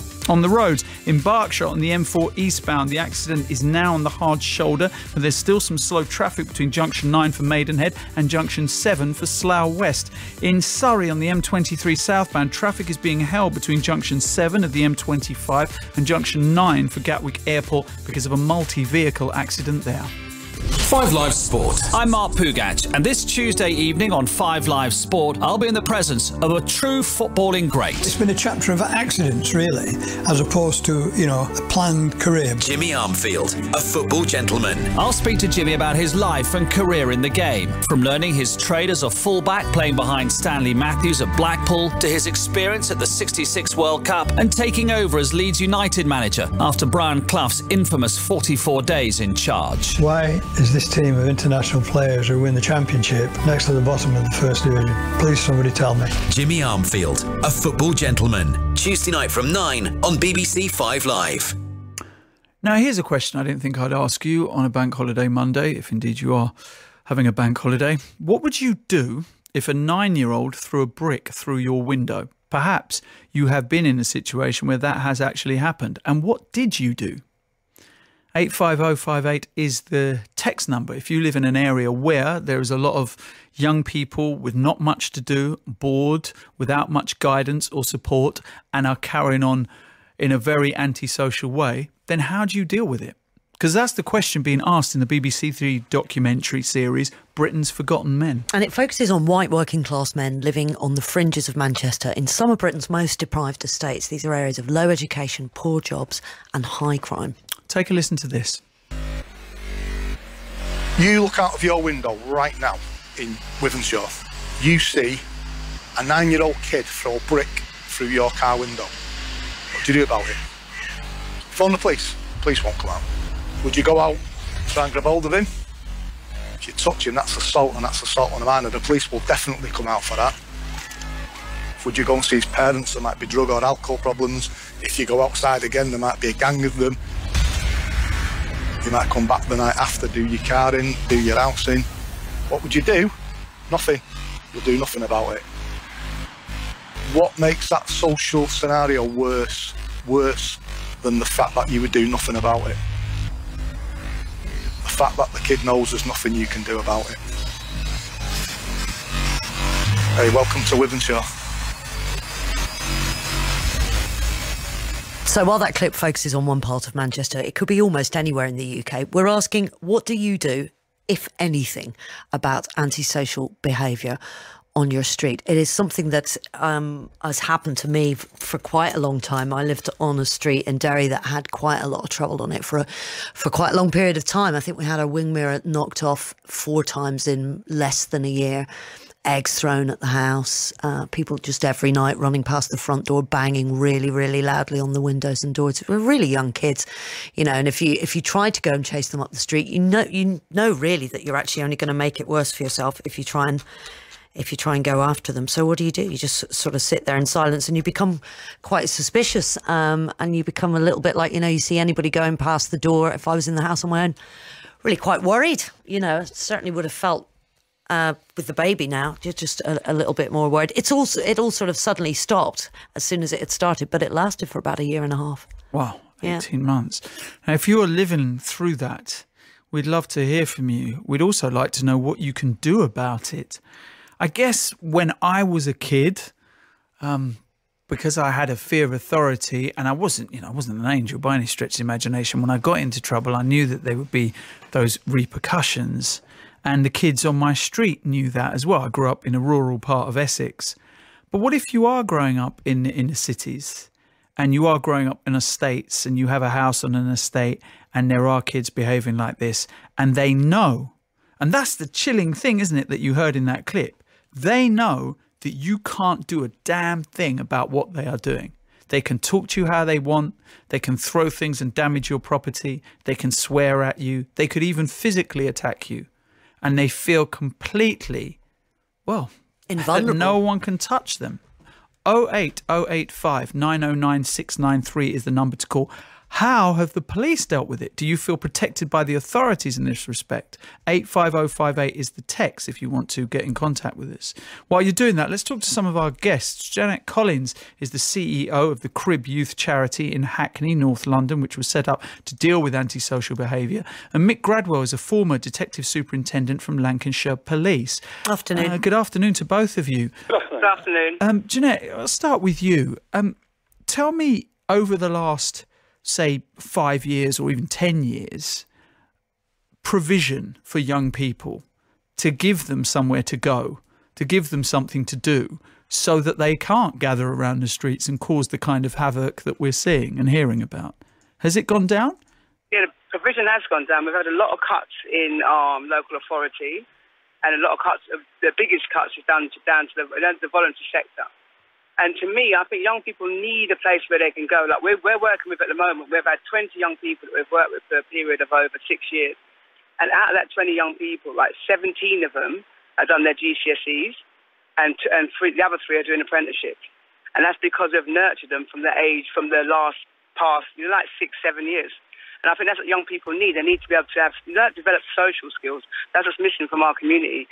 And basically, a community love. Because years ago, we had extended families. There's not much extended families nowadays, neither. So before, you'd have the community as your extended family. So if you'd done something out on the street, you knew if you smoked a cigarette and Mrs. Brown saw you, you knew you had to hide the cigarette because Mrs. Brown, the message was going to get back to your parents. But now it's not like that. Parents are scared of children. Do you think, well, of course you will, because you work for a youth charity, but there is a clear link between giving provisions for children and reducing antisocial behaviour? Yeah, by giving provision, you do reduce antisocial behaviour. But when you say provision, you've got to give the right provision. And to me, a provision would be like, it's like an extended home. So you're offering a child a home from home. You've got the latchkey children that come up, their 2 parents go to work. If they have 2 parents, yeah. Yeah, but I know that, but we always turn around and point a finger at single parents. But to me, a lot of it happens as well with children that got 2 parents as well. Because I've worked with thousands of young people. Do you see what I mean? They come home, and when they come home, they ask their child to come in at a certain time. The child will be in, but you don't know what the child's done within that point of them from school to coming home at 6 o'clock at night. You don't know what the child's done. You see what I mean? Then a lot of parents, all parents do it. Oh, my child wouldn't do that. My child wouldn't do that. But no one knows their children. A child is a different person when they're out on the street. And if that child has nothing to fear, in terms of repercussions from the authorities, Mick, the flip side of this is people will be sitting at home going, well, all the provision in the world, no 9-year-old should get away with throwing a brick through somebody's window, no matter what provisions or lack of is in their area. Exactly. No 9-year-old should. But don't forget, we're living in an age where, to me, parents have got no control over their children because the government says you cannot do nothing to your child. Mm-hmm. And when they're in schools, the schools tell them your parents can't do this, your parents can't do that. So once a parent shouts at a child, this woman, an example, mm-hmm. a lady, a lovely lady, right? She shouted at her child outside the school because her child was swearing at her. And she said, "You just shut up before I slap you in your face." Not that she would have done it because she's not that type of parent, but that's what came out of her mouth. She was reported to social services and they were watching her. And now this child is doing whatever the child wants to do in the house. Mick, is this something that you come across as a police officer now? A situation where people are afraid of children, parents, people in the community, etc.? I think it's a sad fact of today that when you listen to the person in the Wythenshawe programme, what he says is exactly right, that in certain areas of the country, there are children who are out of control, know that they're right on their side. And even worse than that, in other areas of the country, kids are being encouraged by the parents to become involved in criminal activity, for example, in carrying drugs and guns. And the situation has got worse. And there are things that can be done about it, but it's not a quick fix of calling the police and someone just turning up and catching them. Because even if you catch a 9-year-old putting a brick through the window, the actual catching them doing it doesn't do anything. But there was just one thing I was going to say, listening to it, is that with having dash cams and that type of thing, CCTV, if you are having a problem with disorderly behaviour, recording it and passing that evidence on to the police and the authorities, there is a better chance of something being done about it. But I'm not saying that it solves the problem. These are long-term issues with the parents, with the schools, and taking these kids through an education process to change their attitudes. What will happen to a 9-year-old who throws a brick through a window? Absolutely nothing, apart from, I'm not even sure if it's a reprimand these days. If they're under the age of criminal responsibility, it really falls into social services and that to try and redirect them. I'm actually involved in charity work in the Blackpool area where we match fund issues for underprivileged kids, and one of the things we do is we put cash towards an urban dance outfit, and all the kids involved in these dance outfits are completely directed away from criminal activity because they become so engaged with the instructors and learn discipline. Yeah. That type of thing that directs them away. The amount, even if you get a 9-year-old and get a decent amount of time to change the behaviour, the peer pressure of the other kids in the area bring them back down immediately. There's got to be a long-term plan to try and change the behaviour. Janet, you want to come back in? Yeah, I totally agree with what the detectives say. It is a long-term plan. It's a very long term, but what they've done, they've taken control away from the teachers as well. So these things, what these young people don't realise is about social skills. How to even react with an adult nowadays. Young people don't know how to react with an adult. Do you see what I mean? So to me, I think if you put plans in from when they're quite young, like early intervention from when they're young, and then run it all the way through, then you'll see a positive outcome. But you can't just throw money into an area and say, oh, look, they've got antisocial behaviour in that area. Let's throw a couple of £1,000 or £1 million in that area, and then we can solve the problem in 3 years. It doesn't solve in 3 years. Mick. You're putting plastic. What it is, it's about, we've got an organisation called Parents' Voice. It's about empowering parents on how to deal with their children without actually using violence themselves. Sorry. Mick, I just want to bring you back in because quite often we hear in lots of different scenarios the lack of police officers on the streets as a deterrent. Would you say that even if there were police officers on the street, the kind of 9-year-old who would throw a brick through a window wouldn't even be that particularly put off by seeing an officer in uniform? No, I mean, the chances, the police resources have been reduced that much. You're not going to see, or highly unlikely to see, a police officer on the streets at the time an incident happens. But there are so many problems that are underlying this problem. You know, it is the chaotic families. And the only way of dealing with it properly is to kind of go in deep on the families and change the behaviour, but it's also the neighbours, the area itself. There really are complex issues to deal with, particularly in an area like Wythenshawe and other similar areas around the country. Jeanette, you were attacked the other day, weren't you?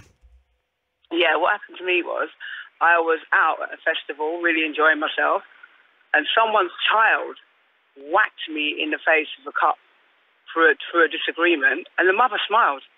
Wow. And the situation could have turned out totally different because I know that the work that I do, but the situation could have turned out different.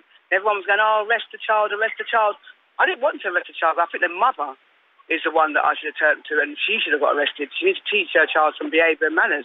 Because at the end of the day, I would never, ever, ever have thought of attacking an adult. Never in a million years.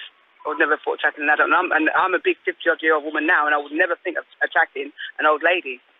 What do you think has happened, Jeanette, in your experience, that parents do not know how to keep a lid on their children anymore? Because I don't think that in that scenario, that's a different isolated incident. But you get a lot of parents that are like that as well. But when they go up to school, they'll want to fight the teachers and beat the teachers up, rather than actually listening to what the teachers are saying.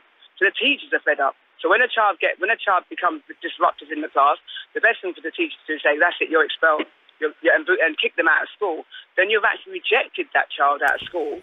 Then that child actually feels rejected from society as well. But it's about dealing with the parent and the child and their behaviour. It's about reconditioning people. Like personally myself, a lot of people, I would definitely, if I had the money, I would set up a boot camp, and I would. And what we did the other day, we took parents and young people away. It's about reconnecting the child with the parent and the parent with the child. Yeah. Okay. I wonder what people would think of that idea. Actually, it's quite an interesting one. Like the boot camp. Yeah, I think a lot of people would support that idea. To be honest with you. No, but you know why? Because what else are we going to do? We took a group of young people the other day. We took 40 young people to Margate. So we took them out of Hackney, which is very diverse culture. Hackney's got a very diverse culture. Sorry about that. And the music. We took them out, and it's got a very diverse culture. We took them to Margate, to the Margate Carnival. They thoroughly enjoyed it, and most of them said they'd like to live somewhere like that. Right. Because they felt safe and happy in that environment. So I guess boot camp is the wrong word, because that has certain connotations about it being a military style thing. I mean, you're talking about giving them a change, well, not a trip to Margate, isn't it? I mean, it's about a change of environment, isn't it? And just giving them a sense that there is another world beyond. Because often for these kids, their entire world is the postcode that they live in, right?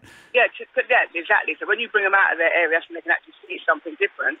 But to me as well, right, in terms of boot camp, I don't mean like boot camp, military and things like that. It's about teaching young people social skills, teaching them how to deal with issues, respect each other and to deal with issues. Okay, well, they face every day. If someone comes up to a child and you're going to think the only way to deal with this person is to attack or bring out a knife and put the knife in them, there's something seriously wrong. Yeah, no, absolutely. And it seems, and the statistics would back that up, certainly in London, that these young people are becoming more and more violent. Jeanette Collins, CEO of the Crib Youth Charity in Hackney, stay with us. Also, Mick Gradwell, former Detective Superintendent from Lancashire Police. But send us your text as well. There's already a lot coming in. 85058 is the text number. We would love to hear from you, see how you feel that this should be dealt with. If you live in a particular place where there is a group of young people who are causing trouble, who are getting up to no good, and you feel completely helpless, perhaps you're the parent of a young person who is continually getting into trouble. Help us to understand how difficult it is to keep control of someone who's perhaps bigger than you, stronger than you, and is in with a bad group, spends more time with that bad group than with you, and how you deal with that. It's easy, isn't it, from a distance to say, well, why don't you do this? And you should be a better parent, etc., etc., etc. But it's not as simple and clear cut as that. 85058 is the text number. But before that, day 4, second test, England versus West Indies at Headingley. Let's get an update now from Kevin Howells. David Milan. Hiya. David Milan might be putting a foot on the plane to Australia because he's on 56 not out. Stokes on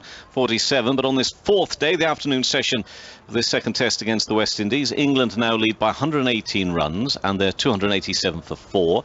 Second new ball taken just after that lunch interval, but really it's the batting side who profited most, especially Ben Stokes really moving into gear right now. A partnership of 75 for this fifth wicket. England 287 for 4, 118 in front. Kevin, thank you very much. So the question we're asking at the moment is, what would you do if a 9-year-old threw a brick through your window, widening that out into antisocial behaviour and the powerlessness of us to do anything, it would seem, when young people engage in violence on our streets, in our neighbourhoods. We're speaking to a lot of good people on this. Jeanette Collins, CEO of Crib Youth Charity in Hackney, Mick Gradwell, who's former Detective Superintendent from Lancashire Police, and Richard's just given us a call as well on 08085 909 693. He's in Northampton. Afternoon to you, Richard.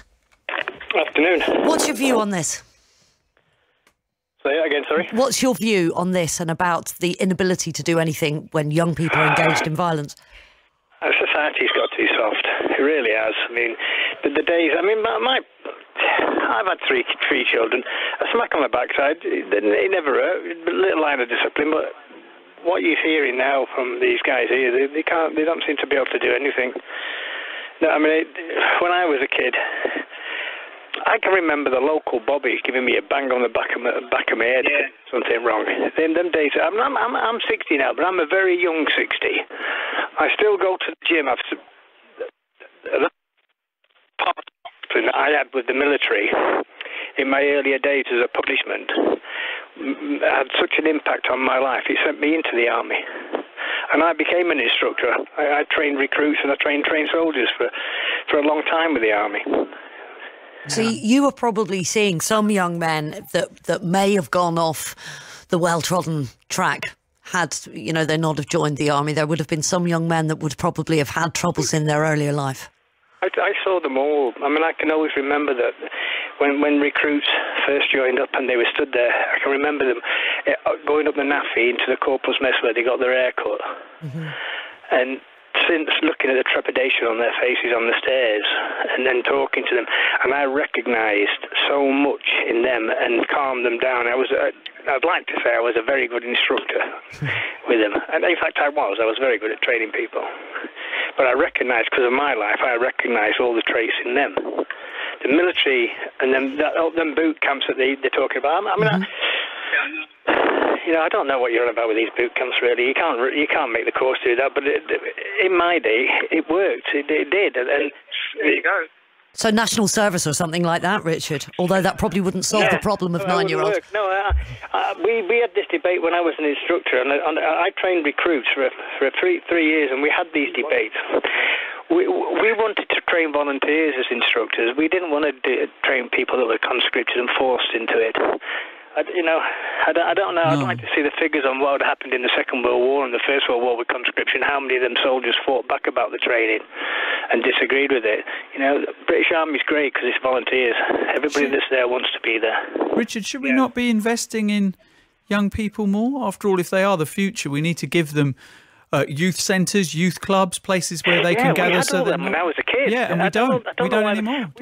They were fantastic. I spent a lot of time in there, learning how to map read, and not from the scouts, from people that were in these youth clubs. Richard, thanks very much indeed for your call. It's much appreciated. 85058 on the text as well if you want to get in touch. On Twitter, it's at BBC 5 Live. Somebody says, why do I get punished £65 for parking on a double yellow line, and yet somebody smashing my window because they're bored get away with no punishment? Well, as I said before, we've got Mick Gradwell with us, who's a former detective superintendent.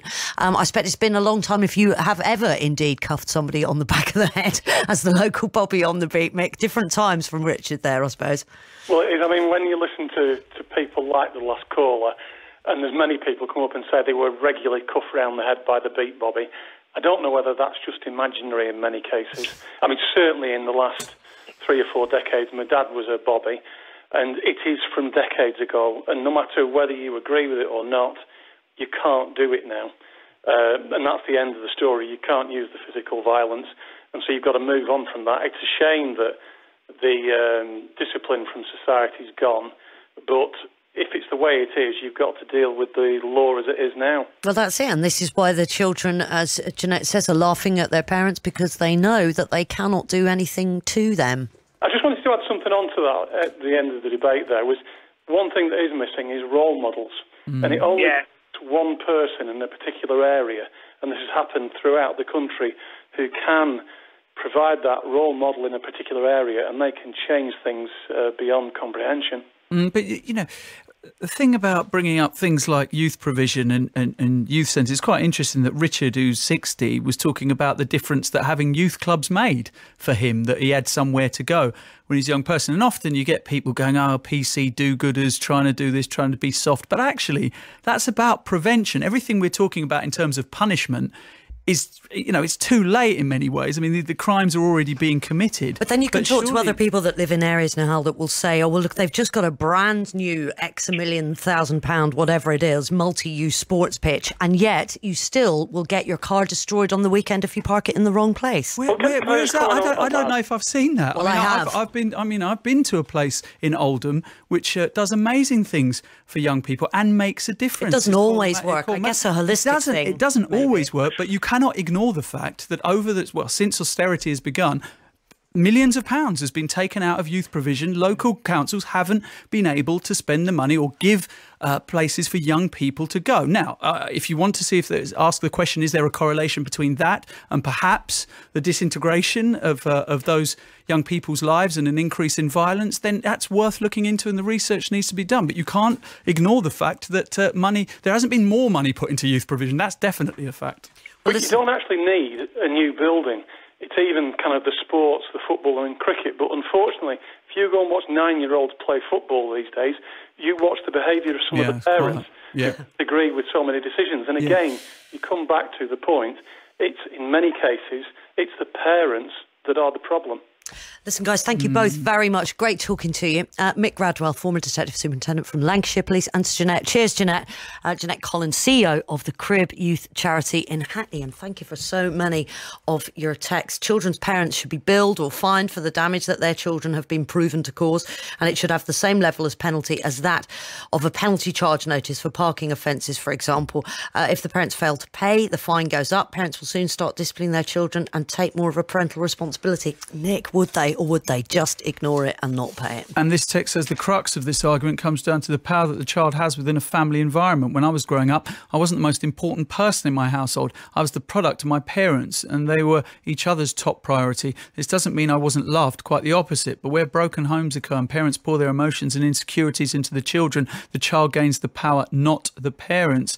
Dave says, kids and violence, blame the PC do-gooders who have brought this about. Bring back corporal punishment and ball stools to teach them right and wrong. It's the only way. The only way, Dave? All this nonsense of giving them somewhere to go is totally futile. Really, Dave? The parents are also not facing up to their responsibility. They have kids, and don't reprimand them. Yep, that's definitely a good point there, Dave. The good days have long gone. Dave, please, don't be so cynical. The good days are still with us. Trust me, especially here on Afternoon Edition at 31 minutes past 2. More live Premier League football than anyone else. This is BBC 5 Live. And here are the news headlines. Officials in the US think around 30,000 people in Texas will need emergency shelter because of flooding from Tropical Storm Harvey. Thousands of people have already been rescued by boats and helicopters. A lorry driver has appeared in court over a crash on the M1 on Saturday which killed 8 people. 31-year-old Richard Mashirak has been remanded in custody. Sussex police say it's very unlikely a suspected chemical haze yesterday came from northern France. Beaches between Eastbourne and Burling Gap had to be evacuated, although they're open as usual today. British ministers are calling for the EU to show flexibility and imagination when Brexit talks restart in Brussels later. David Davis wants the meetings to include trade discussions. Delith, hello, bring us sport. Nihal, hi. News of a big money signing for Barcelona in a moment. First, though, to Headingley, where England now have a second innings lead of more than 100. Kevin Howells. 131 to be precise, and they've just brought up the 300 for 4 second innings. Milan on 60, Stokes rushing on now to his 56, a partnership of 88. An awful lot of cricket still to be played, of course. Got a day to come tomorrow. I'm starting to wonder James Taylor's alongside me here. This second new ball taken straight after lunch. And the West Indies starting to look a little bit deflated. Yeah, I think that's partly due to the way Stokes and Milan's starting to get more fluent. Stokes is being dominant. He's playing quite fluently now, and especially now he's past his 50. This partnership's massive for England, and how the game's changed over the course of the last couple of hours. England now, you'd like to think, are in the box seat. The credentials of Milan interesting here as well, because he wants to show just what an all-round performer he is out there with a bat. Yeah, he's certainly starting to show that. Now we're seeing his shots. He was gritty, he was determined, he was composed throughout his innings, and now he's starting to show his array of strokes. He's playing brilliantly. Almost getting a nick through to the keeper there from Holder. He's bowled beautifully actually overall, and his yesterday was terrific. But anyway, as it is, England have built their lead to 131. They're 300 for 4. Thank you, gentlemen. England in the box seat then, according to James Taylor. You can hear commentary over on 5 Live Sports Extra. To news then of that big money signing. Barcelona have completed a deal to sign the Borussia Dortmund forward Ousmane Dembele for an initial £96.8 million fee, potentially rising to £135.5 million. Dembele becomes the world's second most expensive player after Neymar. West Brom have turned down a second bid of £23 million from Leicester for defender Johnny Evans, while Liverpool are understood to be prepared to offer £60 million for Monaco midfielder Thomas Lemar before Thursday's deadline. Johanna Konta leads a British contingent of 4 players in action on day 1 of the US Open in New York. Konta takes on Serbia's world number 78 Alexandra Krunic later this evening. Before that, though, Heather Watson, Cameron Norrie and Kyle Edmund are all on court at 4 o'clock. Edmund is playing Robin Haase, but he says he hasn't had the best history against the Dutchman. Not good. I lost him 6-2 in Miami a couple of years ago. So, I want to be doing better than that this time. I've got a lot of more experience since then. He's obviously been around a lot, had a good tournament in Montreal, so he's feeling good, but you can't expect a doddle in the first round. You have to come out, hit the ground running. Well, coverage from New York gets underway from 6:45 on Sports Extra with commentary of Konta against Krunic, with the headline act on the opening night, Maria Sharapova against the second seed Simona Halep.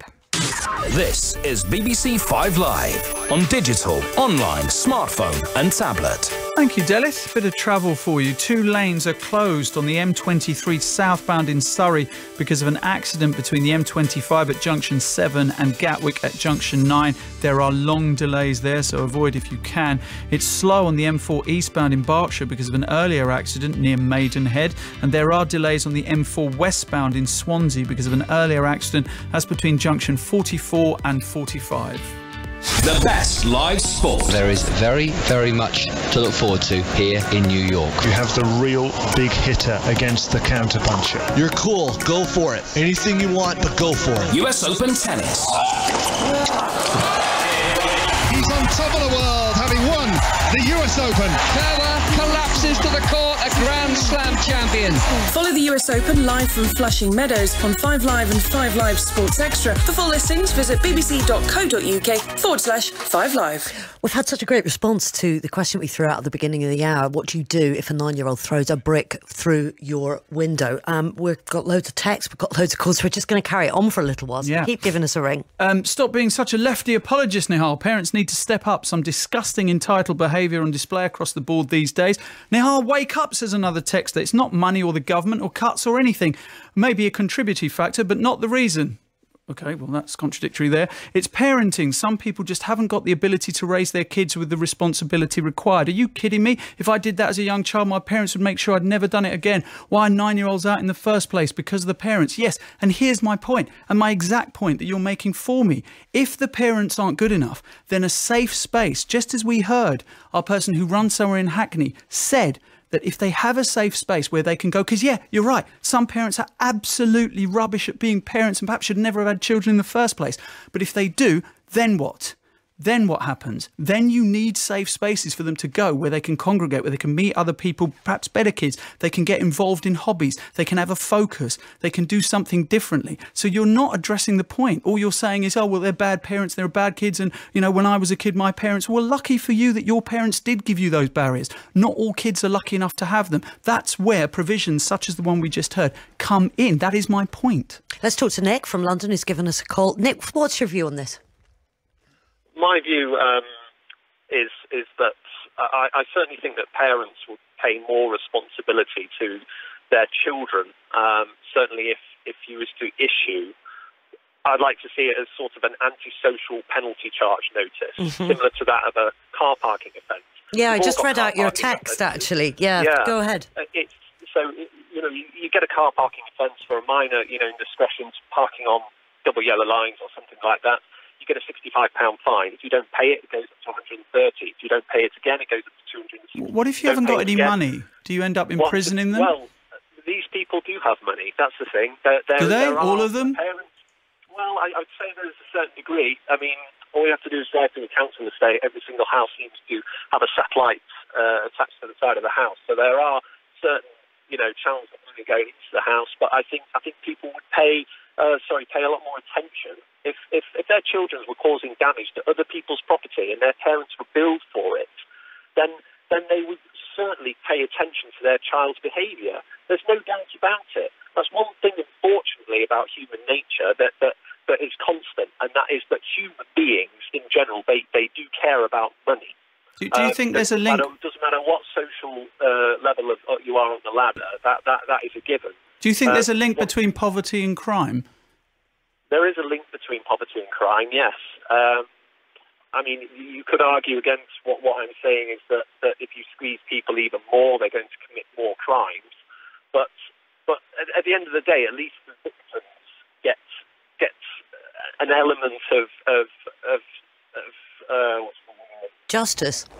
Justice, yeah, in a way. I mean, it's infuriating getting. I mean, I pay £65 for a penalty charge notice. Except, if a child breaks my car window, I have to then get it repaired, and there's no repercussions for that child at all. If the parents were penalised for their child's behaviour financially, even if you gave them a warning first and then a penalty, I think that there would be an impetus there to certainly have an input, more of an active input in their child's upbringing and behaviour.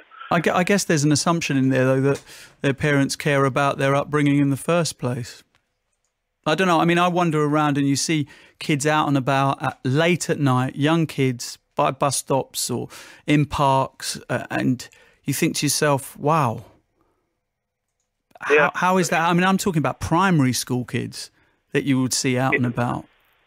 Yeah, it is desperate. I mean, I have to say I was fortunate enough to have an upbringing with two very caring parents. You and I both. And, yeah. you know, and I do think this is not natured. Children aren't born evil. No, they're not. This is nurturing, and unfortunately, it's the environment we live in. It's a different. Really is. Do you remember ASBOs? Because that was if your child was under 16, and there was a fine, and you would have to pay that with an ASBO, and you know, there's pretty much contradictory evidence as to whether or not ASBOs were effective. It would seem like it's a very, very difficult thing for the government to get right, Nick. Yes, it would. It would have to be something that was rolled out to regular offenders, if you like. I think there'll have to be quite a stringent pathway to actually receiving a fine.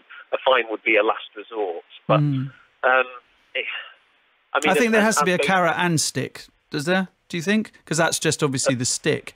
But then I just absolutely. wonder how we prevent these kids getting into this in the first place. Yeah, I mean it's similar to that as an A&E. An A&E department, for example. I used to work in an A&E department a few years back, and one ambulance crew picked up the same man four times in one 24-hour period for the same offence, drunken on the street, calls an ambulance, and it makes you wonder whether if they were charged for wasting people's time, whether that would be a deterrent, whether they would actually ring an ambulance. I mean, it costs £300 minimum to call an ambulance out, and that's £1,200 in one day from one person unnecessarily ringing an ambulance. It's like that, but obviously on a different level. Nick, stay with us, would you? Because we've just... Mike sent us an absolutely brilliant text, and we're hoping to get him on the line now. Have we got you? Hi, Mike. Oh, no, he's not there. But just coming up on the line now. We'll just give him 2 seconds to get on. But Mike's text is essentially along the lines of degenerating into let's all slap our kids again, and giving some reasons why children are out of control as they are. Nick, for you, have you ever actually been the victim of antisocial behaviour from young people where you live? I've had my car broken into 4 or 5 times. This was when I was younger, when I was about 18, 19. I can't say I've ever sort of experienced what it's like to live on a council estate. But so you're probably the wrong person to ask. But certainly, I mean, yeah, I've been a victim of car crime, and it's infuriating because you know it's very hard to prove. Yeah. And even if you used to catch somebody in the act of actually breaking into a car, personally, I'd let them break into it. I wouldn't go over there and confront them. Yeah, it's that sense of impotence. I think the sense of impotence that a lot of us feels because of repercussions of what will happen to us if we try to apprehend anybody for anything is one of the issues. Nick, thank you very much for your call. Much appreciated. Mike is now on the line. Hi, Mike. Hello. Go ahead. Great text. What do you want to say? Well, I think we're starting with the premise of what do you do if a 9-year-old puts a brick through your window? Mm-hmm. So that's going to make everyone up in arms and furious and think immediately, okay, what are the immediate consequences? But really, we need to be starting a little bit further back from that. Why is a 9-year-old putting a brick through a window? Why are they wandering around their estate so aimless, without structure, that they're just going to sort of pick up a brick, put it in a window, wander off? Where are they going to wander to? They get home. Who's going to be at home for them? Children do these things when they don't have structure. They do these things when they don't have a loving environment to live in. Parents grow up to be crap parents because... to be rubbish parents because perhaps their childhood was unstructured, and you learn these things by example. You learn by the example of your own parents, your own school, and your own caring community. When all these things start to fall away, then the child is just left wandering around aimless. Now, we can put in, the government did put in a few things. Sure Start was one example where there were sort of centres for parents to meet and to gradually sort of learn some of these parenting skills, some from each other, some from sort of members of staff, and they're sort of helping them manage their money. People say, yes, they got loads of money, but sometimes the money doesn't last. Sometimes things get on top. Sometimes they need new washing machines. Sometimes the kids need new clothes, so there isn't enough to stretch. So if they're helped with budgeting, with housekeeping, with giving the kids a structure to their day, so they're collected from school, they have something for tea, they have a limited amount of time they're allowed to play out, and then they're sort of brought back in and there's a bedtime. So the kids know that they have a structure, and then they can go to sleep feeling secure that in the morning they'll wake up and there'll be breakfast. If we're just responding by saying, "Oh, we're not allowed to slap our kids anymore," that's what the problem is. How is that going to help anything? It's not going to help anything at all. Is that not a barrier in itself, though, showing that there will be repercussions from a young age, that discipline is something that you must adhere to? Is that not one of the barriers you're talking about? Maybe a smack? Well, I don't know. The smack. I mean, we tend to, if we have meaningful relationships, we tend to value them. And so if we're getting disapproval from our parents or the person who's looking after us, if we've been brought up to value that relationship, then if we've done something wrong, firstly we know we've done something wrong, and so we're expecting to be told that we've done something wrong. Were you smacked? May not be allowed. Were you smacked as a kid? Very rarely, actually. It didn't turn you into an antisocial monster, did it? Well, no, it didn't. But I certainly went to school at a time of corporal punishment. Right. So did I. I got that a couple of times for very minor misdemeanours, I would say, because generally I was quite good. But I did notice that when I was at school in Scotland, a lot of the kids that got the belt were also the ones that got beaten and slapped when they were at home as well. Right. And so they were the ones who were immune to it. Right. I was scared stiff of getting the belt. I was scared stiff, and then when back in England, I was scared stiff of getting the cane. Okay. But there were some kids that were just immune to it. We're going to have to leave it. Mike, they had to be beaten harder and harder each time. Okay. Right, Mike in Devon, thank you for sharing your thoughts with us. There has been a wicket in the cricket. Kevin Howes is going to tell us what's been going on. And it was all like, it's 5 down. Ben Stokes has gone for 58. He's been caught by Brathwaite off the bowling of the spinner Chase. It's to lead England at 303 for 5 by 134 runs. I was about to come on and say that the West Indies all deflated in the last hour or so. The new ball had been taken, the second new ball, and to be honest with you, Stokes had really moved through the gears quite quickly, together with Milan putting on a partnership with, I think it's just under the 100 mark. But it was a very good catch right on the boundary at wide long off. I mean, the head hanging there from Ben Stokes as he leaves. It looked as if it was a big, powerfully hit shot, but fell quite nicely into the hands, although a very good catch from Brathwaite. So Johnny Bairstow, local man, that's why he got a big cheer in the background here in Leeds. He makes his way out to the middle, but Stokes has gone for 58, 303 for 5, the England score. It's a lead of 134. Thank you. Kevin Howes there was at Headingley for day 4 of the second test, England versus the West Indies. Can I ask you this? Do you ever buy your wife clothes? Yep. Okay, so you know her size? Yep. Different size on the top, different size on the bottom without being too personal? Or broadly No, because if I'm going to wear there's a Freudian slip. If I'm going to wear her clothes, you're a 12 on top and a 10 at the bottom. Yeah, I'm more like I'm getting more near a 14, I think, as I get into middle age.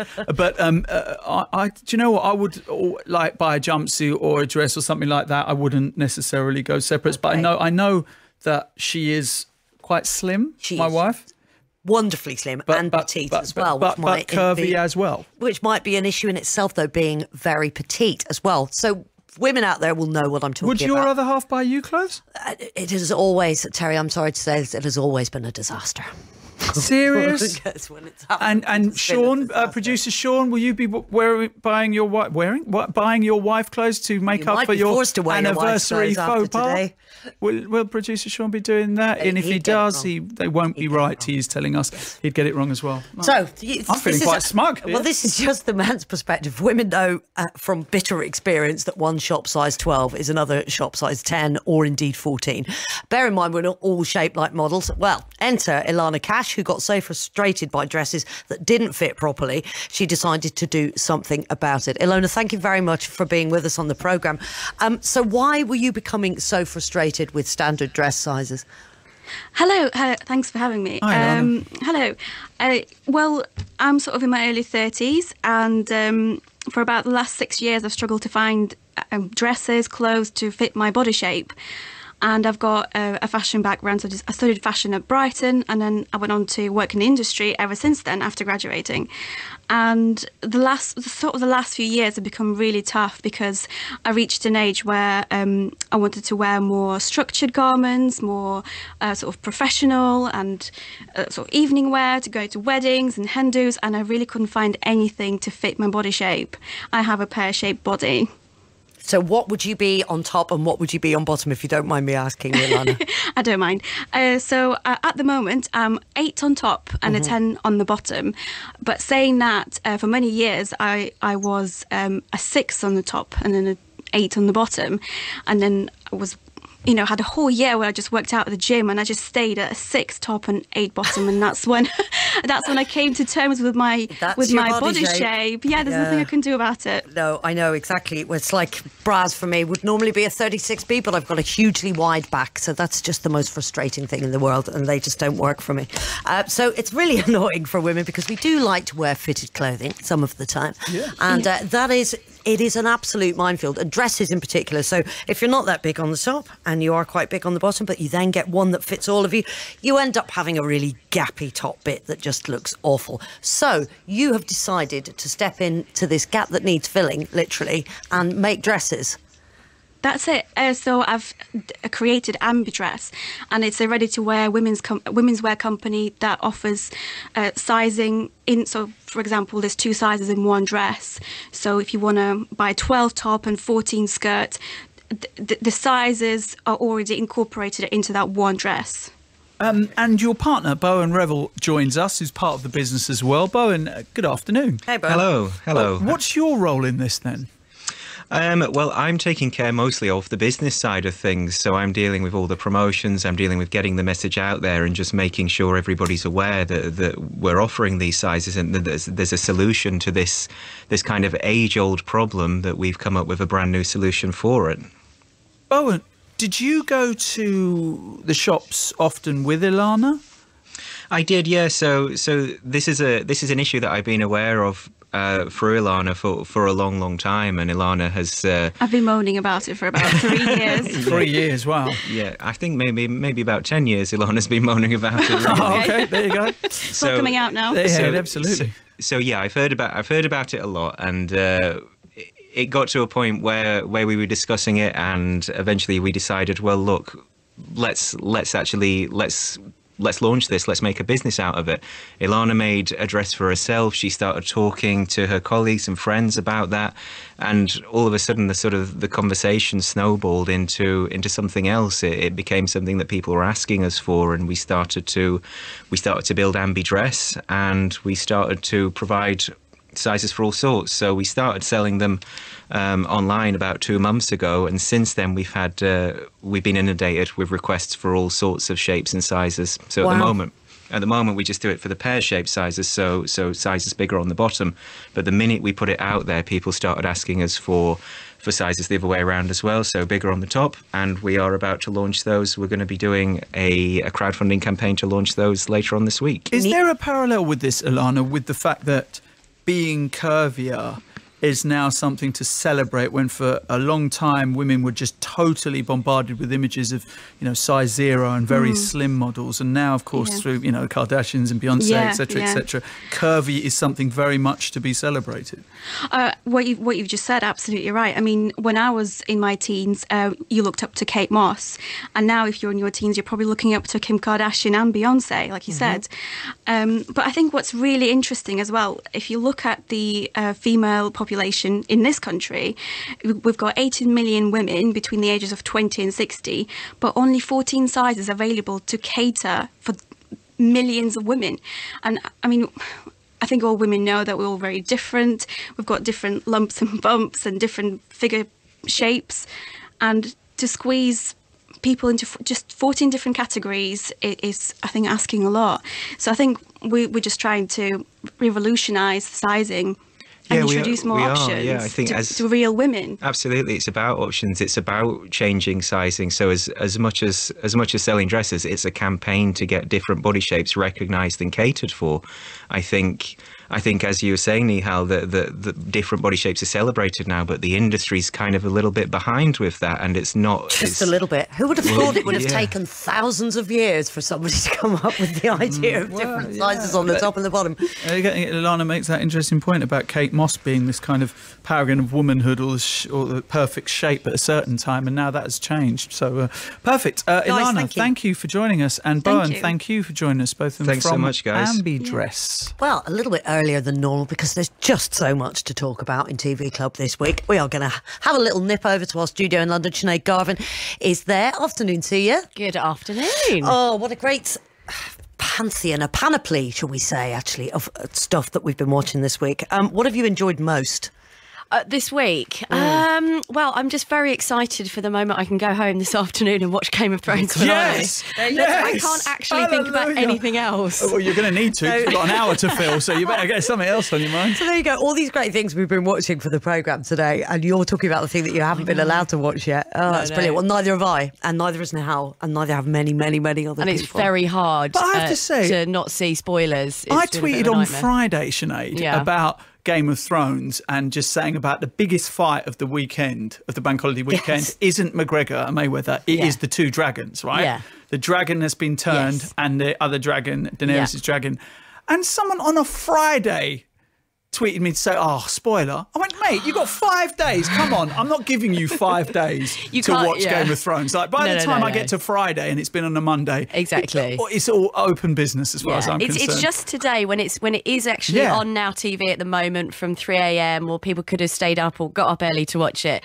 You've got until like tomorrow morning. Yeah. And then, you're fair game after that. Exactly. But we've done things on this programme where we've reviewed things, and we've gone back into the archives in our Sell It To Me thing, and people have gone, tell me what happens in the 4th episode of Band of Brothers. I just started watching it. Well, the Americans did quite well. That's, news alert. What else are we talking about today? So we're looking at Victoria, which is, of course, coming back for its 2nd series, and also the Educating series, where, they go into the schools, and this one's in Manchester, and I think it's my favourite one I've ever seen of it. I just loved the way they've done this one, so we'll be talking about that. And, of course, we've got to talk about Bake Off. Oh, yes. But the Educating Greater Manchester, I'm openly crying on the train and the tram this morning, coming in and watching it. Absolutely fantastic. I'd forward through one bit. Did you? Yeah, because I knew I was just going to go. Did you? Yeah, and I just went, no, I can't. The bit where Ronnie leaves his class, he goes from the special educational needs class into the mainstream class, and he has to say goodbye to all his classmates, and he's standing up in front of the class to give his goodbye speech, and he just bursts out crying. It's just, it's so my fantastic. Heart. I just wanted to climb into the television and give him a big hug. It's loads of great stuff. Victoria as well, we'll be talking about Series 2 of Victoria. Not great overnights for that, apparently. Look, I just think it's very difficult in a world where you've got The Crown to even attempt to do another royal programme. But, it's, for me, it's just not quite as good as The Crown. And I think that's probably why it isn't doing as well. We're also going to be looking at Strike, the Cuckoo's Calling. This, of course, based on J.K. Rowling's creation, Cormoran Strike, who she was writing under a pen name, under a pseudonym for many, many years. That's a detective novel. Very, very good. Brought to the big screen. It's a BBC One Sunday night job. And also In Solitary, which I really enjoyed, the anti-social experiment. We'll be talking to George Lamb on the programme. What did you think? Do you think you could do that, Sinead? 5 days in solitary confinement? What I did think when I saw the name of the programme is that have they run out of ideas for TV shows now or what? Just putting people in a room. But when I watched it, I actually did really enjoy it. Brutal. But no, I couldn't do it. Absolutely no way. Now? It's horrible. Could you do it? 5 days in solitary confinement? Do you want me to answer that for you? I quite like 5 afternoons a week of solitary confinement just to get some quiet once I get home, but not 5 days solidly, I don't think. Yeah, I'm not totally comfortable with myself, if I'm honest. I annoy myself.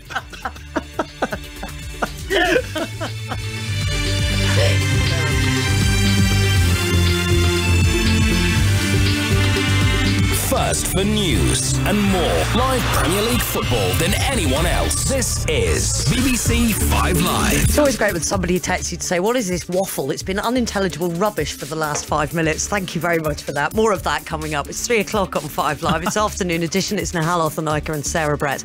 Our main story this hour, flooding in Texas following Tropical Storm Harvey has been described as catastrophic. And in sport, England lose another wicket as they look to build a decent second innings lead against the West Indies. This is BBC 5 Live. The BBC News at 3 o'clock. Officials say Houston is in the grip of the biggest storm Texas has ever seen. Tropical Storm Harvey is causing catastrophic floods after 30 inches of rain fell in the city. It's expected up to 30,000 people may need temporary emergency shelter. CBS correspondent Don Champion is in the city. An untold number of people across this region are still needing help. They are stranded in their flooded homes. Some of them need medication. Already more than 2,000 rescues have taken place, not only by high water vehicles, but also aircraft that have been brought in here. President Trump is due to visit Houston tomorrow to survey the damage. A lorry driver's been remanded in custody over a crash on the M1 on Saturday which killed 8 people. Richard Masharak is accused of being over the alcohol limit when the collision happened. Here's Chief Inspector Henry Parsons. Charges are in connection with the collision shortly before 3:15 a.m. on Saturday, the 26th of August. 6 men and 2 women died.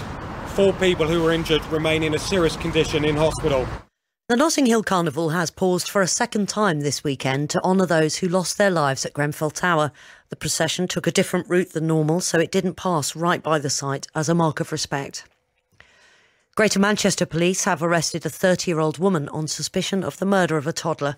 The body of a boy was found at a house in Wythenshawe at the weekend. A 31-year-old man is also being questioned. A court in northern India has sentenced a controversial religious leader to 10 years in prison for raping 2 of his female followers. 38 people were killed in riots last week after Gurmeet Ram Rahim Singh was found guilty. Thousands of officers have been deployed to prevent any further violence. It's been revealed more than half of BHS sites remain empty 1 year on since they closed. The local data company says out of the 160 which shut after the chain fell into administration, 96 shops are still unoccupied. Here's Wake Up to Money's Sean Farrington. We've seen a few around the country taken up. I think Primark is the one that's got most involved now. That's got 4 of them around the country. And the likes of Next, Sports Direct, etc. have sort of picked and choosed a couple here or there. But on the whole, still lots of these town centres, shopping centres, having huge gaps to fill. The Brexit Secretary and government officials returned to Brussels today for the latest round of negotiations. David Davis says he'd like the EU to show more flexibility and imagination.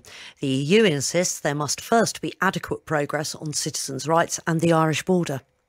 And dentists are warning Prosecco is rotting teeth, with some regular drinkers facing the prospect of a Prosecco smile. More than 40 million litres were drunk in Britain last year. Mervyn Duran is a cosmetic dentist. You start forming little white lines at the gum margins. It's where the enamel is weakest and becomes softer. And if that continues, areas will become dark and you'll start getting proper decay.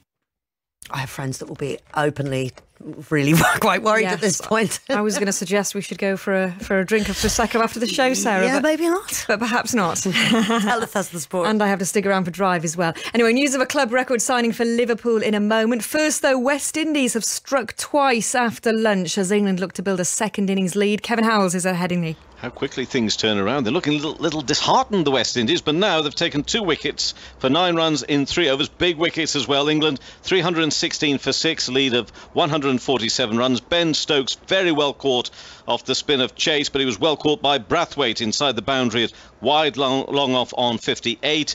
And now David Malan has gone for 61. A beautiful delivery from Roston Chase, pitched on middle, then hit the top of off stump. Wonderful delivery. Malan gone for 61. So Bairstow's been joined by Moeen Ali, 316 for 6, a lead of 147 runs. Liverpool have agreed a club record fee with RB Leipzig for midfielder Naby Keita that will see the Guinea international move to Anfield next summer. The German club refused to sanction any move for this season after reaching the Champions League, but Liverpool have agreed to pay the £48 million release clause that will see Keita move on July the 1st. Elsewhere, Barcelona have completed the signing of Borussia Dortmund forward Ousmane Dembele for a fee potentially rising to £135.5 million. It means he becomes the world's second most expensive player after Neymar. And the US Open gets underway in an hour's time with Johanna Konta, Heather Watson, Kyle Edmund and Cameron Norrie all in action today. This is BBC 5 Live on digital, online, smartphone and tablet. Thank you, Dallas. Look at the weather. Warm and sunny for most of us across England and Wales. Temperatures in the high 20s, but more cloud the further north and west you go. Cloudier in Scotland and Northern Ireland. Some rain, but brighter skies developing in the northeast. Tuesday's going to be dry for most, but some sunny spells and cooler all round. On the roads, it's very slow. Now looking out the window for the bird's eye view. On the roads, it's very slow on the M23 southbound in Surrey because of an accident between the M25 at junction 7 and Gatwick Airport. One lane is closed, but it's taking almost an hour to get past that. Queues on the M5 northbound in Somerset because of an earlier accident between junction 25 for Taunton and 24. And it is still slow on the M4 westbound in Swansea. This is because of an earlier accident between junctions 44 and 45. F1. Onto the brakes now, into the right, into the left. Lewis Hamilton emerges over the crest of the hill towards the checkered flag. He wins the 2017 Belgian Grand Prix under pressure from Vettel throughout the race, but he holds off the championship leader. The gap between Vettel and Hamilton is down to 7 points, and next stop is Monza. Make sure you download the Checkered Flag podcast now. F1 on 5 Live. It's 6 minutes past 3. You're listening to Nihal and Sarah and Nihal, depending on your preference, and it's afternoon edition. Now, coming up, of course, we have TV Club, and I have to say, we get guests on, and we get them because, you want them first and want to bring them to you. But I'm kind of gutted that the guests that we have on for Educating Greater Manchester, you haven't got to know yet because it hasn't gone out yet. Because I've just met the 2 young men from Educating Manchester and the headmaster.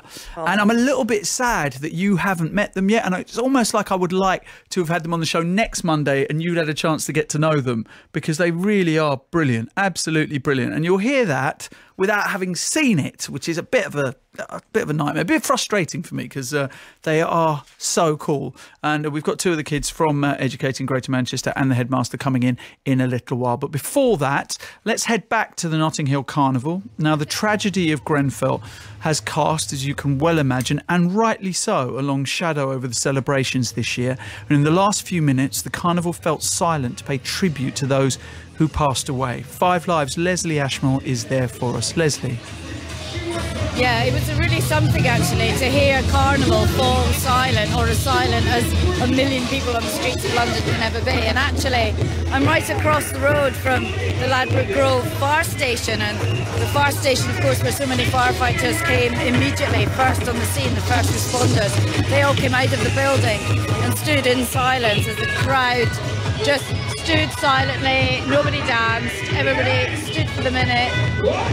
and then the sound systems burst into life again, and it's back to full blown, full sunshine Notting Hill Carnival party.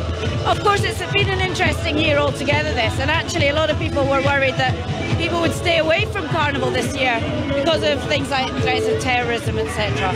But not this family. You've come from Slough, haven't you? Why did you want to come? Because me and my dad, we like going to the carnival every year. Me and my dad's gone to the carnival every 5 years straight. You've come all the time. You've got your whistle. Yeah, I have my whistle. Yeah. Why do you want to come? Why is it important to you, Tony? Well, I've been coming to the carnival for the last 20 years. And as my son said, he's been coming since he's now 10. And for the last 5 years, he's been coming with me. And I guess it's just a bit of support, and nothing's really going to stop us from coming to the carnival. Did you have any reservations this year?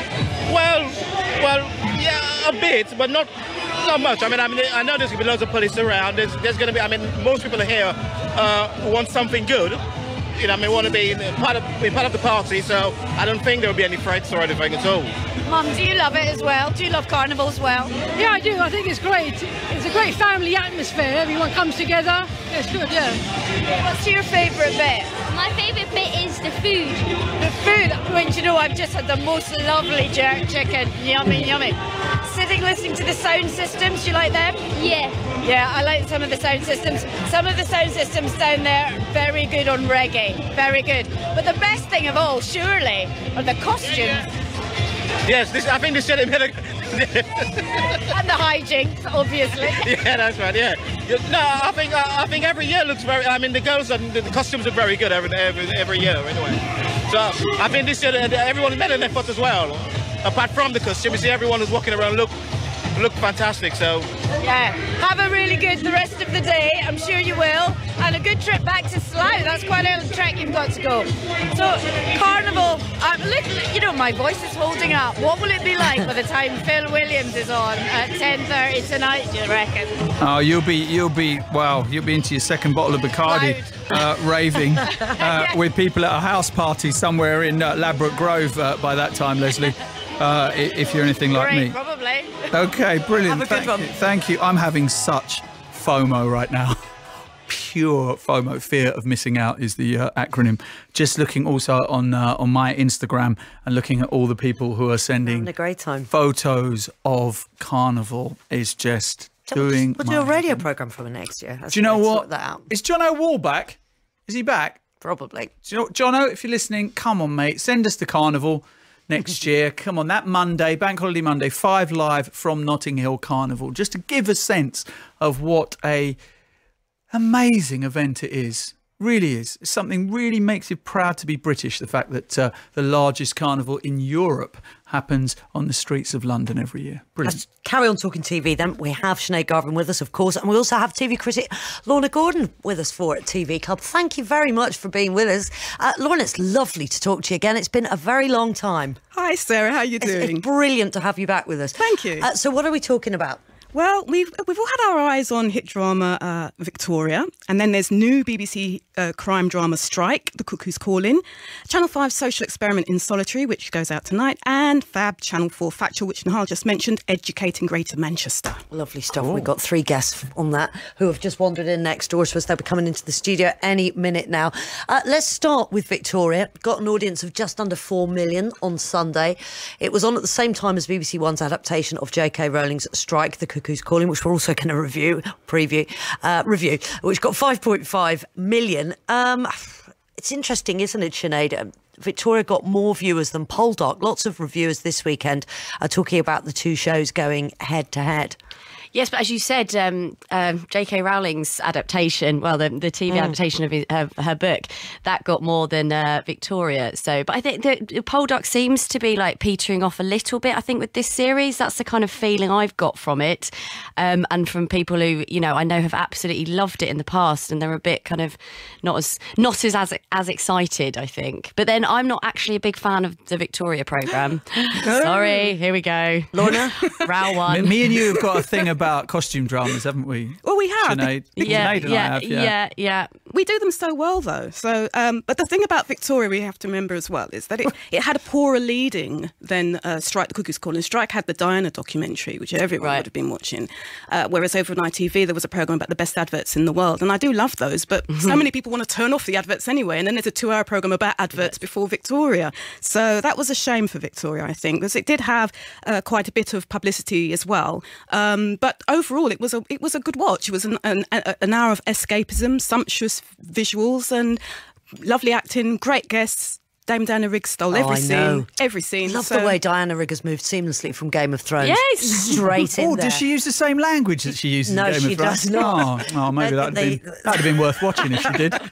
But she's essentially the same character other than that. She's tough, uncompromising, nobody likes her, she doesn't care. She looks fantastic, always, isn't she? Yeah. Didn't you think it was a bit shades of Downton Abbey and Dame Maggie Smith? Yes. Dame Diana Rigg coming in with a character who's a more mature woman with all those cutting one-liners and withering put-downs and looks. It was fantastic. Yeah, she's well able for it. Well, in the new series, Janet Coleman's Queen Victoria has just given birth to her first child, but she's not happy about Prince Albert, played by Tom Hughes, stepping in to fulfil her royal duties. I was only trying to make your life easier. Is that what you were doing? You and Robert Peel. You always seem very cosy together. We have many common interests. You know, he appreciates my ideas for reforming the army, for improving the uniform. He also agrees that an officer should only be promoted on grounds of merit alone, and he was most complimentary about my helmet designs. I don't give a fig about your helmets. Where are you going? To the nursery. Isn't that where you think I belong? There you go. Victoria continues Sunday at 9 p.m. and in next week's TV Club, we'll be talking to its writer, Daisy Goodwin. Right, let's go back to the cricket, shall we? Because things are happening on day 4, second test. England versus the West Indies. Kevin Howes is at Headingley. Kevin. In the balance, 7 wickets down, 327 for 7, a lead of 158. And Johnny Bairstow has been dismissed for only 18 runs. It's a 3rd wicket in this afternoon session for Roston Chase. But this time, Bairstow was looking to sweep the ball and he played on, getting a bottom edge. So he's been bowled for 18. Moeen Ali on 2. Chris Wokes has come out to join them. And England now 327 for 7, 158 in front. And this afternoon session actually didn't start at all well for the West Indies, but now they're really back in it.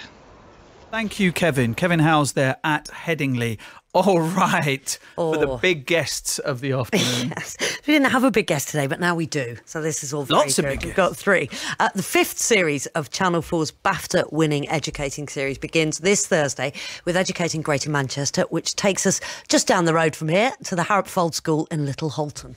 Now, the first episode focuses on the newly formed friendship between Year 7 pupil Rani, who's recently arrived from Syria, and classmate Jack. We're like, twins.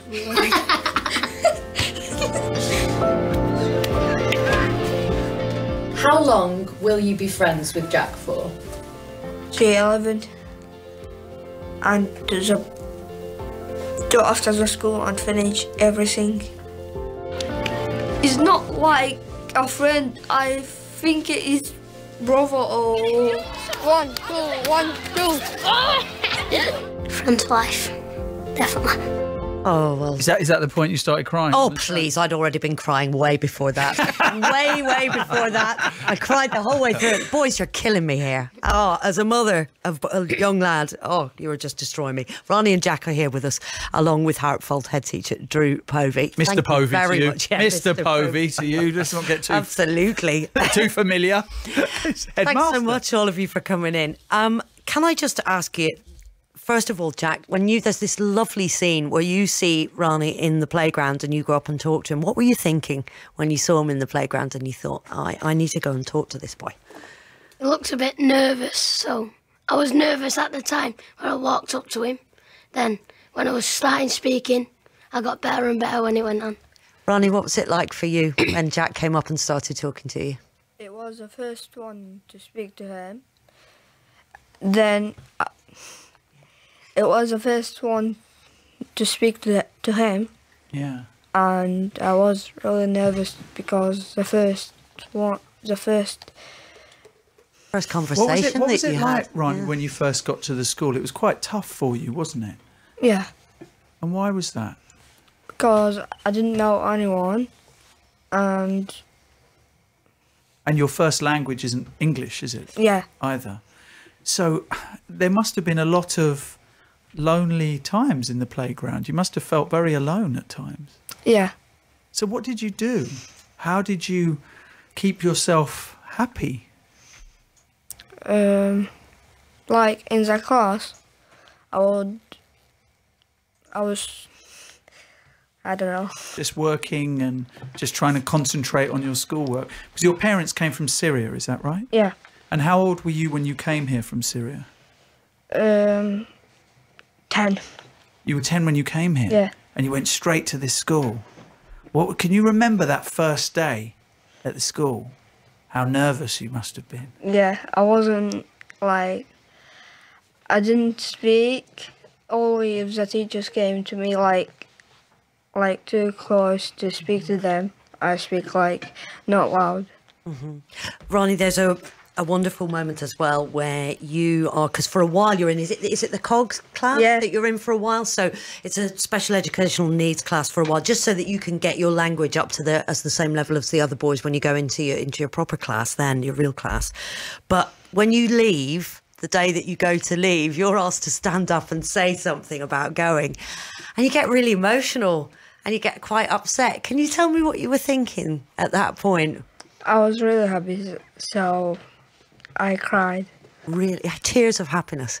Yeah. See, that's what killed me. When I was watching you doing that, that was the absolute end for me. I was on the train this morning watching that. People are looking at me on the train with those tears coming down my face. Jack, you got a football team, Jack? Bolton fan. Bolton? Yeah. So are you trying to make sure Rani is a Bolton fan? Trying, but it's not working. Why is it not working? Rani, have you picked a football team yet? Is it from England or anywhere you want? Have you got a football team? Yeah. It is? Barcelona. Barcelona. Do you know what? If you look at the statistics, there's not much difference between Bolton and Barcelona. I think you'll find. Even Jack's laughing at that one. Drew, I mean, it is an incredible school that you have, but it has a lot of challenges, doesn't it? I mean, you are dealing with children from a huge variety of different backgrounds and different educational needs. Yeah, I think that's the modern school environment that we're dealing with these days, and I think as education professionals, our job is to get them in and to support them as best we can. And all students will come with different needs. All students come with different shapes and sizes, and our job is to cater to those needs as best we can. Do you put your name forward as a school, or do the production companies come and visit different schools and then ask you?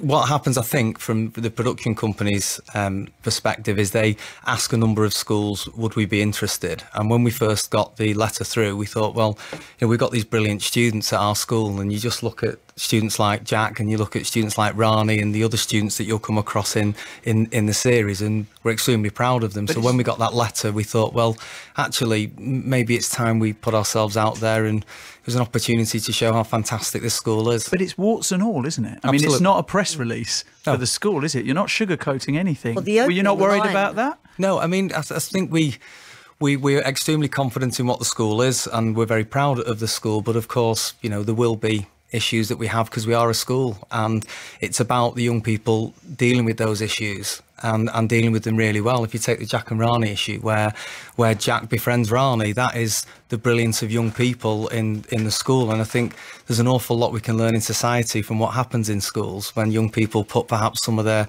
views to one side and look after each other and pull together to do brilliant things. The resilience of the school and the young people in it is something that's discussed a lot more aside from that when we're talking about the Manchester Arena bombing.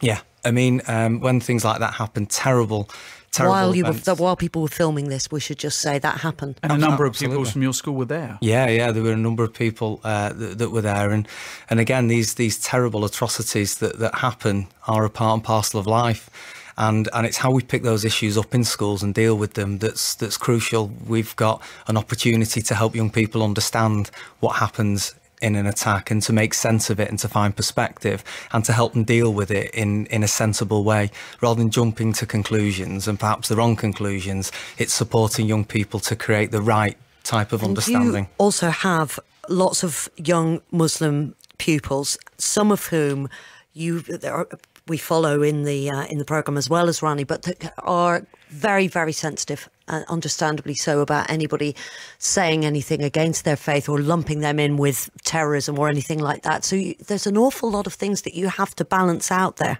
Yeah, there are, and I think that's the beauty of what happens in schools. You know, we can look at these issues and we can explore them in more detail, and we can give them some more context and perspective about what's actually happened within these incidents and the issues there. And just because somebody does something in the name of something doesn't mean that should necessarily stereotype a whole religion because of that. And I think it's a really well portrayed piece of TV that shows how these situations should be dealt with.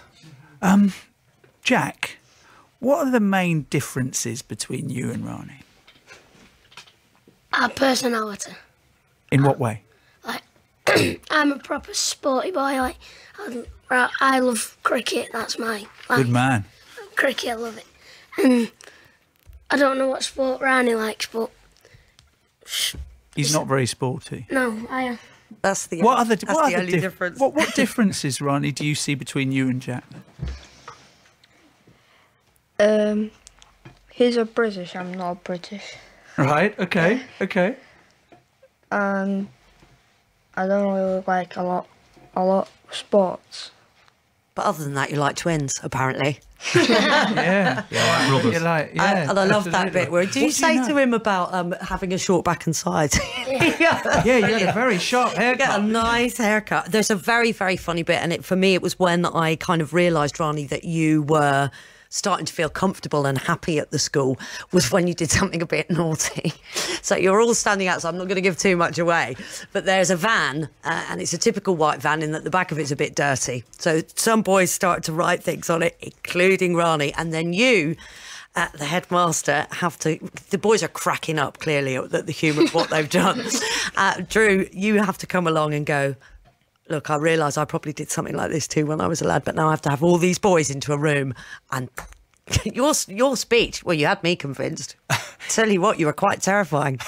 Well, I think it was... That's why I'm looking at your eyes now. Is that what it is? You said to every one of the boys. You take your eyes off mine, there are going to be serious consequences. Yeah. I've noticed you've both been looking at me during the interview. Yeah. I'm terrified. I don't want a detention. I've got things to do after this show, Mr. Bowman. No, I think it's about setting the expectations with young people as well. And whatever happens there, it's about dealing with it in the right way and saying, whilst, you know, it's not the worst thing the students are going to do, we've got to be thinking about the reputation of the school, and they've got to be thinking about the bigger picture.